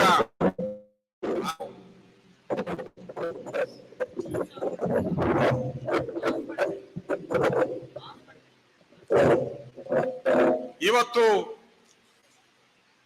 ಕರ್ನಾಟಕದಲ್ಲಿ ನಗರಗಳನ್ನ, ಗ್ರಾಮೀಣ ಪ್ರದೇಶವನ್ನ ನಗರಗಳು ಸುಲಿಗೆ ಮಾಡ್ತೇವೆ ಅನ್ನುವಂತ ಹೆಸರಿನಲ್ಲಿ ರೈತ ಕಾರ್ಮಿಕರ ಸಖ್ಯತೆಗೆ ಅಡ್ಡಿ ಆತಂಕವನ್ನು ಉಂಟು ಮಾಡ್ತಾ ಇದ್ದಂತ ಗ್ರಾಮೀಣ ಪ್ರದೇಶದ ಭೂಮಾಲಕ ಶ್ರೀಮಂತ ಶಕ್ತಿಗಳ ಈ ಅಭಿಪ್ರಾಯವನ್ನ ಬದಲಾಯಿಸಿ ಆ ಶ್ರೀಮಂತ ರೈತ ವಿಭಾಗದ ರೈತ ಸಂಘಗಳನ್ನು ಕೂಡ ನಾವು ರೈತರೆಲ್ಲರೂ ಒಂದೇ ಅಂತೇಳಿ ಪ್ರಾಂತ ರೈತ ಸಂಘದ ಜೊತೆಯಲ್ಲಿ, ಕೃಷಿ ಕೂಲಿಕಾರರ ಜೊತೆಯಲ್ಲಿ ಸಖ್ಯತೆಯ ಹೋರಾಟವನ್ನ ನಡೆಸೋದಕ್ಕೆ ಬೇಕಾದಂತ ತಳಹದಿಯನ್ನ ನಿರ್ಮಾಣ ಮಾಡಿದೆ. ಮಾತ್ರ ಅಲ್ಲ, ಕಾರ್ಮಿಕ ವರ್ಗದ ಜೊತೆಯಲ್ಲಿ ಕೂಡ ಕೈ ಜೋಡಿಸುವಂತ ಒಂದು ಹೊಸ ಸನ್ನಿವೇಶವನ್ನ ನಿರ್ಮಾಣ ಮಾಡೋದ್ರಲ್ಲಿ ಕೂಡ ಕರ್ನಾಟಕ ಪ್ರಾಂತ ರೈತ ಸಂಘ ಬಹಳ ದೊಡ್ಡ ಕೊಡುಗೆಯನ್ನ ಕೊಟ್ಟಿದೆ ಅಂತಕ್ಕಂಥ ಅಂಶವನ್ನ ನಿಮ್ ಗಮನಕ್ಕೆ ನಾನು ತರ್ತಾ ಇದ್ದೀನಿ. ಅಭಿಪ್ರಾಯವನ್ನ ಬದಲಾಯಿಸೋದಕ್ಕೆ ನಮಗೆ ಸಾಧ್ಯ ಆಗಿದೆ. ಅದರಲ್ಲಿ CITನ ಪಾತ್ರ ಕೂಡ ದೊಡ್ಡದಿದೆ ಅಂತಕ್ಕಂಥ ಅಂಶವನ್ನು ಕೂಡ ಈ ಸಂದರ್ಭದಲ್ಲಿ ನಾನು ನೆನಪು ಮಾಡ್ಕೊಳ್ತಾ ಇದ್ದೀನಿ. ಬಂಧುಗಳೇ, ಇವತ್ತು ಆಗಲೇ CITನ ಅಖಿಲ ಭಾರತ ಅಧ್ಯಕ್ಷರು ಉದ್ಘಾಟನೆ ಮಾಡುವಾಗ ಸಾಕಷ್ಟು ವಿವರವನ್ನ ಕೊಟ್ಟಿದ್ದಾರೆ. ಇವತ್ತು ದೇಶ ಮತ್ತು ಅತ್ಯಂತ ದೊಡ್ಡ ಬಿಕ್ಕಟ್ಟಿಗೆ ಒಳಗಾಗಿದೆ. ಕಾರ್ಪೊರೇಟ್ ಕಂಪನಿಗಳು ಇವತ್ತು ತಮ್ಮ ಬಿಕ್ಕಟ್ಟಿನ ಹೊರೆಯನ್ನ ಜನಸಾಮಾನ್ಯರ ಮೇಲೆ ವರ್ಗಾವಣೆ ಮಾಡ್ತಾ ಇದ್ದಾರೆ. ಕಾರ್ಪೊರೇಟ್ ಕಂಪನಿಗಳ ಜೊತೆ ಕೇಂದ್ರ ಮತ್ತು ರಾಜ್ಯ ಸರ್ಕಾರಗಳು ನಗ್ನವಾಗಿ ಇವತ್ತು ಕೈ ಜೋಡಿಸ್ತಾ ಇದ್ದಾರೆ. ಕಾರ್ಪೊರೇಟ್ ಕಂಪನಿಗಳು ಪರಂಪರೆಯ ಮೂಲಕ ಏನು ಉತ್ಪಾದನಾ ಬಂಡವಾಳವನ್ನ ತೊಡಗಿಸ್ಕೊಳ್ತಾ ಇದ್ರು, ಅದರ ಆಚೆ ಇವತ್ತು ಅವರು ಬರ್ತಾ ಇದ್ದಾರೆ. ಹೊಸ ಹೊಸ ವಲಯಗಳನ್ನ ಇವತ್ತು ಆಕ್ರಮಿಸುವಂತ ಒಂದು ಪರಿಸ್ಥಿತಿಯನ್ನ ನಿರ್ಮಾಣ ಮಾಡ್ತಾ ಇದ್ದಾರೆ. ಸಾರ್ವಜನಿಕ ರಂಗದ ಉದ್ದಿಮೆಗಳನ್ನ, ಸಂಸ್ಥೆಗಳನ್ನ ಖಾಸಗೀಕರಣದ ಮೂಲಕ ಲೂಟಿ ಮಾಡ್ತಾ ಇದ್ದಾರೆ. ಸೊ ಇದರಿಂದ ಇವತ್ತು ಗ್ರಾಮೀಣ ಪ್ರದೇಶ ನಲುಗಿ ಹೋಗ್ತಾ ಇದೆ. ಸಾರ್ವಜನಿಕ ಉದ್ದಿಮೆಗಳ ಕಾರ್ಮಿಕರು ಮಾತ್ರ ಅಲ್ಲ, ನೌಕರರು ಮಾತ್ರ ಈ ಸಾರ್ವಜನಿಕ ಉದ್ದಿಮೆಗಳ ಮೂಲಕ, ಸಾರ್ವಜನಿಕ ರಂಗದ ಮೂಲಕ ಗ್ರಾಮೀಣ ಪ್ರದೇಶ ಬಡ ರೈತರು, ಕೃಷಿ ಕೂಲಿಕಾರರು, ಸಾಮಾನ್ಯ ಜನ, ದಲಿತರು, ಮಹಿಳೆಯರು ಶಿಕ್ಷಣವನ್ನ ಏನು ಪಡಿತಾ ಇದ್ರು, ಉದ್ಯೋಗಗಳನ್ನ ಏನು ಪಡಿತಾ ಇದ್ರು, ಅಂತ ಅವಕಾಶಗಳನ್ನ ಇಲ್ಲದಂತೆ ಮಾಡಿರ್ತಕ್ಕಂಥದ್ದನ್ನ ನಾವು ನೋಡ್ತಾ ಇದ್ದೀವಿ. ಗ್ರಾಮ ಮತ್ತು ನಗರ ಪ್ರದೇಶದಲ್ಲಿರ್ತಕ್ಕಂಥ ದುರ್ಬಲ ಜನಸಮುದಾಯಗಳು, ದಲಿತರು ಯಾವ ಒಂದು ಮೀಸಲಾತಿಯ ಪ್ರಯೋಜನವನ್ನ ಪಡಿತಾ ಇದ್ರು, ಅಂತ ಮೀಸಲಾತಿಯನ್ನ ಇವುಗಳೆಲ್ಲ ಅಪ್ರಸ್ತುತಗೊಳಿಸಿರ್ತಕ್ಕಂಥದ್ದನ್ನ ನೋಡ್ತಾ ಇದ್ದೀವಿ. ಸೊ ಈ ಕೆಲಸ ಏನಿದೆ ಇದು ಇವತ್ತು ಗ್ರಾಮೀಣ ಪ್ರದೇಶದಲ್ಲಿ ಮತ್ತಷ್ಟು ಆಳವಾದಂತ ಬಿಕ್ಕಟ್ಟನ್ನ ಹೆಚ್ಚು ಮಾಡ್ತಾ ಇದೆ ಅಂತಕ್ಕಂಥ ಅಂಶವನ್ನು ಕೂಡ ನಾನು ನಿಮ್ ಗಮನಕ್ಕೆ ತರ್ತಾ ಇದ್ದೇನೆ. ಅದು ಮಾತ್ರ ಅಲ್ಲ, ಈಗಾಗಲೇ ನೀವು ಚಳುವಳಿಯಲ್ಲಿ ತೊಡಗಿದಿರಿ. ಕಾರ್ಮಿಕರನ್ನ ಯಥೇಚ್ಛವಾಗಿ ಲೂಟಿ ಮಾಡೋದಕ್ಕೆ, ಅವರ ಶ್ರಮವನ್ನ ದೊಡ್ಡ ಪ್ರಮಾಣದಲ್ಲಿ ಲೂಟಿ ಮಾಡೋದಕ್ಕೆ ಕಾರ್ಮಿಕ ವಿರೋಧಿ ಕಾರ್ಮಿಕ ಸಂಹಿತೆಗಳನ್ನ ಇವತ್ತು ಜಾರಿ ಮಾಡ್ತಾ ಇರ್ತಕ್ಕಂಥದ್ದನ್ನು ಕೂಡ ನಾವು ನೋಡ್ತಾ ಇದ್ದೀವಿ. ಅದು ಮಾತ್ರ ಅಲ್ಲ, ನಾನು ಆಗ್ಲೇ ಹೇಳಿದೆ, ಸಾಂಪ್ರದಾಯಿಕವಾದಂತ ಉತ್ಪಾದನಾ ವಲಯದಿಂದ ಆಚೆ ಬಂದು ಕುಟುಂಬವನ್ನ ಕಳಿಸ್ಬೇಕು ಅಂತೇಳಿ ಕಾರ್ಪೊರೇಟ್ ಕಂಪನಿಗಳು ಇವತ್ತು ದೊಡ್ಡ ಪ್ರಮಾಣದಲ್ಲಿ ಮಧ್ಯ ಪ್ರವೇಶ ಮಾಡ್ತಾ ಇದೆ. ಸೊ ಇದರ ವಿರುದ್ಧ ದೇಶದಾದ್ಯಂತ 554 ರೈತ ಸಂಘಟನೆಗಳು ಮಾತ್ರ ಅಲ್ಲ, ದೇಶದ ಕಾರ್ಮಿಕ ವರ್ಗ ಜೊತೆ ಸೇರಿ ದೇಶ ಮಟ್ಟದಲ್ಲಿ ಅದನ್ನ ನಮ್ಗೆ ಹಿಮ್ಮೆಡಿಸಲಿಕ್ಕೆ ಸಾಧ್ಯ ಆಗಿದ್ರು ಕೂಡ ಇವತ್ತು ಕರ್ನಾಟಕದಲ್ಲಿ ಅಂತ ಒಂದು ಯಶಸ್ಸನ್ನು ಪಡೆಯೋದ್ರಲ್ಲಿ ನಾವು ವಿಫಲ ಆಗಿದ್ದೀವಿ ಅಂತಕ್ಕಂಥ ಅಂಶವನ್ನ ಸಂದರ್ಭದಲ್ಲಿ ನಾನು ನಿಮ್ ಗಮನಕ್ಕೆ ತರೋದಕ್ಕೆ ಬಯಸ್ತಾ ಇದ್ದೇನೆ. ಕರ್ನಾಟಕದ ಕೃಷಿ ರಂಗವನ್ನ ಇವತ್ತು ಕಾರ್ಪೊರೇಟ್ ಕಂಪನಿಗಳಿಗೆ ದೊಡ್ಡ ಪ್ರಮಾಣದಲ್ಲಿ ತೆರೆದುಕೊಡಲಾಗಿದೆ ಅಂತಕ್ಕಂಥ ಅಂಶವನ್ನ ನಾವು ಗಮನಿಸಬೇಕಾಗಿದೆ. ಸೊ ಆ ಹಿನ್ನೆಲೆಯಲ್ಲಿ ಇವತ್ತು ಒಂದು ಕಡೆ ಕಾರ್ಮಿಕ ವರ್ಗ, ಮತ್ತೊಂದು ಕಡೆ ಕೃಷಿ ರಂಗ ತೀವ್ರತರವಾದಂತ ಬಾಧೆಗೆ ಒಳಗಾಗಿದೆ. ಕೃಷಿ ರಂಗ ಅಂತಕ್ಕಂಥದ್ದು ಕಾರ್ಪೊರೇಟ್ ವಲಯದ ಕೈಗೆ ಹೋದರೆ ಕೈಗಾರಿಕಾ ರಂಗ ಕೂಡ ಮತ್ತಷ್ಟು ಬಿಕ್ಕಟ್ಟಿಗೆ ಒಳಗಾಗುತ್ತದೆ. ಉದ್ಯೋಗ ಒಂದು ಸಾಲಿಗೆ ತಳ್ಳಲ್ಪಡ್ತದೆ ಅಂತಕ್ಕಂಥ ಅಂಶವನ್ನು ಕೂಡ ನಾವು ಗಮನದಲ್ಲಿಟ್ಟುಕೊಂಡು ಈ ಕಾರ್ಪೊರೇಟ್ ಕಂಪನಿಗಳ ದಾಳಿಯನ್ನ ಎದುರಿಸೋದಕ್ಕೆ ನಾವು ರೈತರು, ಕಾರ್ಮಿಕರು ಒಟ್ಟಾಗಿ ಹೋರಾಟವನ್ನ ಮುನ್ನಡೆಸಬೇಕಾದಂತ ಸಂದರ್ಭದಲ್ಲಿ ನಾವಿದ್ದೀವಿ. ಕರ್ನಾಟಕ ಪ್ರಾಂತ ರೈತ ಸಂಘ, CITU ಇಂಥ ಒಂದು ಚಾರಿತ್ರಿಕ ಕರ್ತವ್ಯವನ್ನ ಕರ್ನಾಟಕದಲ್ಲಿ ಅದನ್ನ ವ್ಯಾಪಕವಾಗಿ ಜಾರಿಗೊಳಿಸುವಂತ ಪ್ರಯತ್ನವನ್ನ ನಾವು ಮಾಡ್ತಾ ಇದ್ದೀವಿ. ಅಖಿಲ ಭಾರತ ಕಿಸಾನ್ ಸಭಾ, ಅಖಿಲ ಭಾರತ ಕೃಷಿ ಕೂಲಿಕಾರ ಸಂಘ, CITU ಅಖಿಲ ಭಾರತ ಮಟ್ಟದಲ್ಲಿ ಜಂಟಿ ಚಳವಳಿಗೆ ಕರೆಯ ಕೊಡೋದ್ರ ಮೂಲಕ ಅಂತದೊಂದು ಚಾರಿತ್ರಿಕ ಕರ್ತವ್ಯವನ್ನ ಜಾರಿ ಮಾಡ್ಲಿಕ್ಕೆ ಏನ್ ಪ್ರಯತ್ನ ಮಾಡ್ತಾ ಇದೆ, ಅಂತದ್ದು ಪ್ರಯತ್ನವನ್ನ ಕರ್ನಾಟಕದಲ್ಲಿಯೂ ಕೂಡ ನಮ್ಮ 3 ಸಂಘಟನೆಗಳು ಆ ರೀತಿಯ ಒಂದು ತಳಹದಿಯನ್ನು ವಿಸ್ತರಿಸೋದ್ರ ಮೂಲಕ ರೈತರು ಒಂದು ಕಡೆ ತರುವಂತ ಒಂದು ಪ್ರಯತ್ನವನ್ನು ಕೂಡ ನಾವು ಮಾಡ್ತಾ ಇದೀವಿ ಅಂತಕ್ಕಂಥ ಅಂಶವನ್ನು ಕೂಡ ನಿಮ್ ಗಮನಕ್ಕೆ ತರ್ತಾ ಇದ್ದೀನಿ. ಮುಂದಿನ ದಿನಗಳಲ್ಲಿ ಇದು ಎಷ್ಟು ಹೆಚ್ಚಾಗಬೇಕಾಗಿದೆ. ಇದು ಕೇವಲ ರಾಜ್ಯ ಮಟ್ಟದಲ್ಲಿ ಜಂಟಿ ಸಭೆಗಳು ನಡೆದ್ರೆ ಮಾತ್ರ ಸಾಲದು. ಜಿಲ್ಲಾ ಮಟ್ಟದಲ್ಲಿ, ತಾಲೂಕು ಮಟ್ಟದಲ್ಲಿ, ಪಂಚಾಯತ್ ಮಟ್ಟದಲ್ಲಿ ಕೂಡ ನಾವೆಲ್ಲರೂ ಒಟ್ಟಾಗಿ ಇವತ್ತು ಈ ಕಾರ್ಪೊರೇಟ್ ದಾಳಿಯನ್ನ ಎದುರಿಸೋದಕ್ಕೆ ಸಜ್ಜಾಗಬೇಕಾಗಿದೆ. ನೀವು ನೋಡಿದಿರಿ, ಇವತ್ತು ಕರ್ನಾಟಕದ ಬಿಜೆಪಿ ಸರ್ಕಾರ ಬಹಳ ನಗ್ನವಾಗಿ ಕಾರ್ಪೊರೇಟ್ ಕಂಪನಿಗಳ ಜೊತೆಯಲ್ಲಿ ಕೈ ಜೋಡಿಸ್ತಾ ಇದೆ. ನಮ್ಮ ಕಾರ್ಮಿಕರಿಗೆ ಸಂಬಳ ಹೆಚ್ಚು ಮಾಡಬೇಕು, ಅವರ ವೇತನ ಹೆಚ್ಚು ಮಾಡಬೇಕು ಅಂತ ಹೇಳಿದ್ರೆ ಹಣ ಇಲ್ಲ ಅಂತ ಹೇಳುವಂತ ಸರ್ಕಾರ. ಅದೇ ರೀತಿಯಲ್ಲಿ ಜನಸಾಮಾನ್ಯರಿಗೆ ಸ್ಥಳಾವಕಾಶ ಮಾಡಿಕೊಡಿ, ಜಾಗ ಕೊಡಿ, ನಿವೇಶನ ಕೊಡಿ, ಭೂಮಿ ಕೊಡಿ ಅಂದ್ರೆ ಭೂಮಿ ಇಲ್ಲ ಅಂತ ಹೇಳುವಂತ ಸರ್ಕಾರ ಮೊನ್ನೆ ನಡೆದಿರ್ತಕ್ಕಂಥ ಜಿಮ್ ನಲ್ಲಿ ಏನೇನೆಲ್ಲ ಸಹಾಯಧನಗಳನ್ನು ಘೋಷಣೆ ಮಾಡಿದೆ ಅಂತ ನೋಡಿದ್ರೆ ಅವ್ರು ಎಷ್ಟು ಮಟ್ಟಿಗೆ ಕಾರ್ಪೊರೇಟ್ ಕಂಪನಿಗಳ ಗುಲಾಮರಾಗಿ ಈ ಸರ್ಕಾರಗಳು ಕಾರ್ಯಾಚರಣೆ ಮಾಡ್ತವೆ ಅನ್ನತಕ್ಕಂಥದ್ದು ನಮ್ಗೆ ಸ್ಪಷ್ಟವಾಗಿ ಗೊತ್ತಾಗ್ತಾ ಇದೆ. ಮೊನ್ನೆ ಅವರು ಬಹಳ ಸ್ಪಷ್ಟವಾಗಿ ಹೇಳಿದ್ದಾರೆ, ಅರೆ ಜಿಂದಾಲ್ ಕಂಪನಿಯವರು ಆ ಜಿಮ್ ನಲ್ಲಿ ನಾನು 1 ಲಕ್ಷ ಕೋಟಿ ಬಂಡವಾಳವನ್ನ ಹೂಡ್ತೀನಿ ಅಂತ ಹೇಳಿದ್ದಾರೆ. ಅದಾನಿ ಕಂಪನಿ 1 ಲಕ್ಷ ಕೋಟಿ ಬಂಡವಾಳ ಅಂತ ಹೇಳಿದ್ದಾರೆ. ಆ ಬಂಡವಾಳ ಹೂಡ್ತಕ್ಕಂಥ ಕಂಪನಿಗಳಿಗೆ ರಾಜ್ಯ ಸರ್ಕಾರ ನಾನು ನಿಮಗೆ 30%, 30% ಶೇಕಡ 30ರಷ್ಟು ಸಹಾಯಧನವನ್ನ ನಾನು ಘೋಷಣೆ ಮಾಡ್ತಾ ಇದ್ದೇನೆ ಅಂತ ಹೇಳಿ ಘೋಷಣೆ ಮಾಡ್ತಾ ಇದ್ದಾರೆ. ಅಂದ್ರೆ ಅರ್ಥೇನು, 10 ಲಕ್ಷ ಕೋಟಿ ಬಂಡವಾಳ ಬರ್ತದೆ ಅಂತೇಳಿ ಅನೌನ್ಸ್ ಮಾಡಿರುವಂತ ಜಾಗದಲ್ಲಿ ಶೇಕಡ 30ರಷ್ಟು ಅಂತ ಹೇಳಿದ್ರೆ 3 ಲಕ್ಷ ಕೋಟಿ ಕರ್ನಾಟಕದ ಜನತೆಗೆ ಸಲ್ಲಬೇಕಾಗಿರ್ತಕ್ಕಂಥ ಬಜೆಟ್ ಹಣವನ್ನ ಇವತ್ತು ಕಾರ್ಪೊರೇಟ್ ಕಂಪನಿಗಳಿಗೆ ವರ್ಗಾವಣೆ ಮಾಡುವಂತ ದುಷ್ಟ ಕೆಲಸದಲ್ಲಿ ಇವತ್ತು ಬಿಜೆಪಿ ನಿಂತಿದೆ ಅಂತಕ್ಕಂಥ ಅಂಶವನ್ನ ಮರಿಬಾರದು. ಈ 45 ಲಕ್ಷ ಎಕರೆ ಭೂಮಿಯಲ್ಲಿ ಸಾಗುವಳಿ ಮಾಡ್ತಕ್ಕಂಥ ಬಡವರಿಗೆ ಹಕ್ಕುಪತ್ರ ಕೊಡೋದನ್ನ ಮೀನಾಮೇಷ ಮಾಡ್ತಾ ಆ ಜಮೀನನ್ನ ಇವತ್ತು ಈ ಕಾರ್ಪೊರೇಟ್ ಕಂಪನಿಗಳಿಗೆ ವರ್ಗಾವಣೆ ಮಾಡುವಂತ ಒಂದು ಕೆಲಸದಲ್ಲಿ ಒಂದು ಕುತಂತ್ರದಲ್ಲಿ ತೊಡಗಿರ್ತಕ್ಕಂಥದ್ದನ್ನು ಕೂಡ ನಾವು ನೋಡ್ತಾ ಇದ್ದೇವೆ. ಮಾತ್ರ ಅಲ್ಲ, ನಮ್ಮ ಬ್ಯಾಂಕ್ಗಳಲ್ಲಿರ್ತಕ್ಕಂಥ ಬಂಡವಾಳವನ್ನ ಯಾವುದೇ ಬಂಡವಾಳದಾರ ನಾವು ನೋಡಿದ್ರಿ, ಇಲ್ಲಿಯವರೆಗೆ ಪೂರ್ಣ ಪ್ರಮಾಣದ ಬಂಡವಾಳವನ್ನು ಅವ್ರು ತೊಡಗಿಸೋದಿಲ್ಲ. ಒಂದು 5,000 ಕೋಟಿನ 10,000 ಕೋಟಿನ ಅದರಲ್ಲಿ ತೊಡಗಿಸ್ತಾರೆ.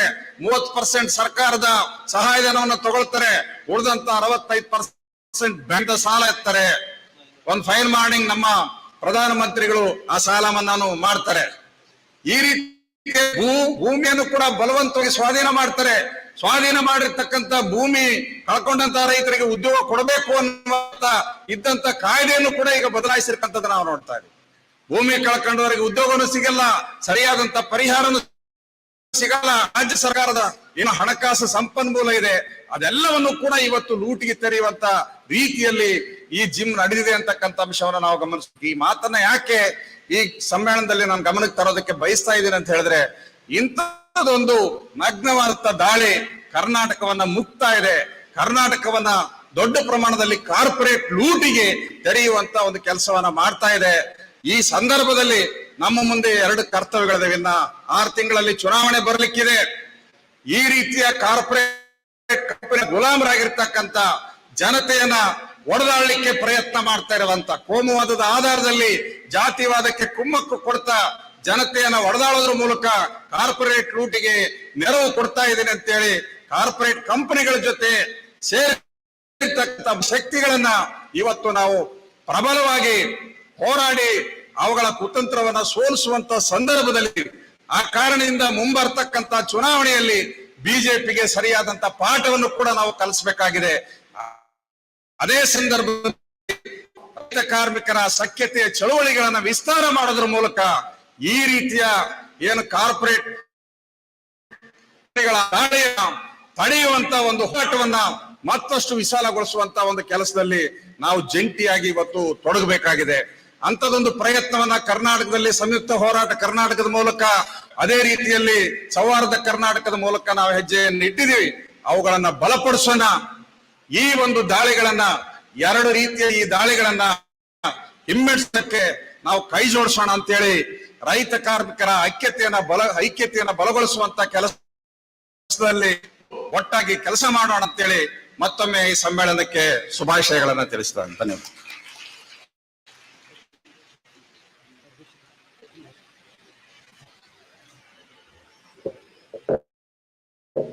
ಸಮ್ಮೇಳನದ ಉದ್ಘಾಟನಾ ಸಮಾರಂಭದಲ್ಲಿ ಕರ್ನಾಟಕ ಪ್ರಾಂತ ರೈತ ಸಂಘದ ಉಪಾಧ್ಯಕ್ಷರಾಗಿರುವಂತ ಯು ಬಸವರಾಜ್ ಅವರು ಮಾತನಾಡಿದ್ದಾರೆ. ಅವರಿಗೆ ಅಭಿನಂದನೆಗಳನ್ನು ಸಲ್ಲಿಸ್ತಾ ಕೊನೆಯದಾಗಿ ವಂದನಾರ್ಪಣೆ. CITUನ ಜಿಲ್ಲೆಯ ಹಿರಿಯ ಮುಖಂಡರು, ರಾಜ್ಯ ಉಪಾಧ್ಯಕ್ಷರು ಆಗಿರುವಂತ ಕಾಮ್ರೇಡ್ ಕೆ ಶಂಕರ್ ಅವರು ವಂದನಾರ್ಪಣೆಯನ್ನ ನೀಡಬೇಕು ಅಂತೇಳಿ ಕೇಳಿಕೊಳ್ತೀನಿ.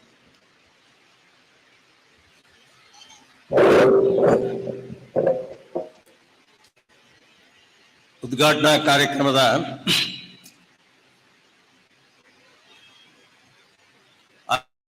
ಅಧ್ಯಕ್ಷರೇ ಹಾಗೂ ವೇದಿಕೆಯಲ್ಲಿ ಕುಳಿತಂತ ನನ್ನ ಹಿರಿಯ ಕಿರಿಯ ಸಂಗಾತಿಗಳೇ ಹಾಗೂ ಈ ಉದ್ಘಾಟನಾ ಸಮಾರಂಭಕ್ಕೆ CITUವಿನ ಸಮ್ಮೇಳನದ ಪ್ರತಿನಿಧಿಗಳು ಹಾಗೂ ಇತರ ಸ್ನೇಹಿತರು, ಅವರಿಗೆ ನಾನು CITUವಿನ ಸ್ವಾಗತ ಸಮಿತಿಯ ಪರವಾಗಿ ಅಭಿನಂದನೆಯನ್ನ ಸಲ್ಲಿಸ್ತೇನೆ. ಉದ್ಘಾಟನಾ ಸಮಾರಂಭದಲ್ಲಿ ಉದ್ಘಾಟನಾ ಭಾಷಣ ಮಾಡಿದ CITUವಿನ ಅಧ್ಯಕ್ಷರಾದ ಕಾಮ್ರೇಡ್ ಹೇಮಲತಾ ಇವರಿಗೂ CITUವಿನ ಸ್ವಾಗತ ಸಮಿತಿಯ ಪರವಾಗಿ ನಾನು ಅವರನ್ನ ಅಭಿನಂದಿಸ್ತೇನೆ. ನಮ್ಮ ಕೇಂದ್ರದ ಮುಖಂಡರು, ಪ್ರಮುಖವಾಗಿ CITUವಿನ ಪ್ರಧಾನ ಕಾರ್ಯದರ್ಶಿಯವರಾದ ತಪನ್ ಸೇನ್ ಹಾಗೂ ಇತರರಿಗೂ ನಾನು CITUವಿನ ಸ್ವಾಗತ ಸಮಿತಿಯ ಪರವಾಗಿ ಸ್ವಾಗತಿಸ್ತೇನೆ. ಹಾಗೂ ಇಲ್ಲಿ ಈ ಒಂದು ಉದ್ಘಾಟನಾ ಸಮಾರಂಭಕ್ಕೆ ಸಹಕರಿಸಿದ CITUವಿನ ಸ್ವಯಂ ಸೇವಕರು ಇತರನ್ನು ಕೂಡ ಈ ಸಂದರ್ಭದಲ್ಲಿ CITUವಿನ ಸ್ವಾಗತ ಸಮಿತಿ ಪರವಾಗಿ ಅಭಿನಂದಿಸಿದೆ.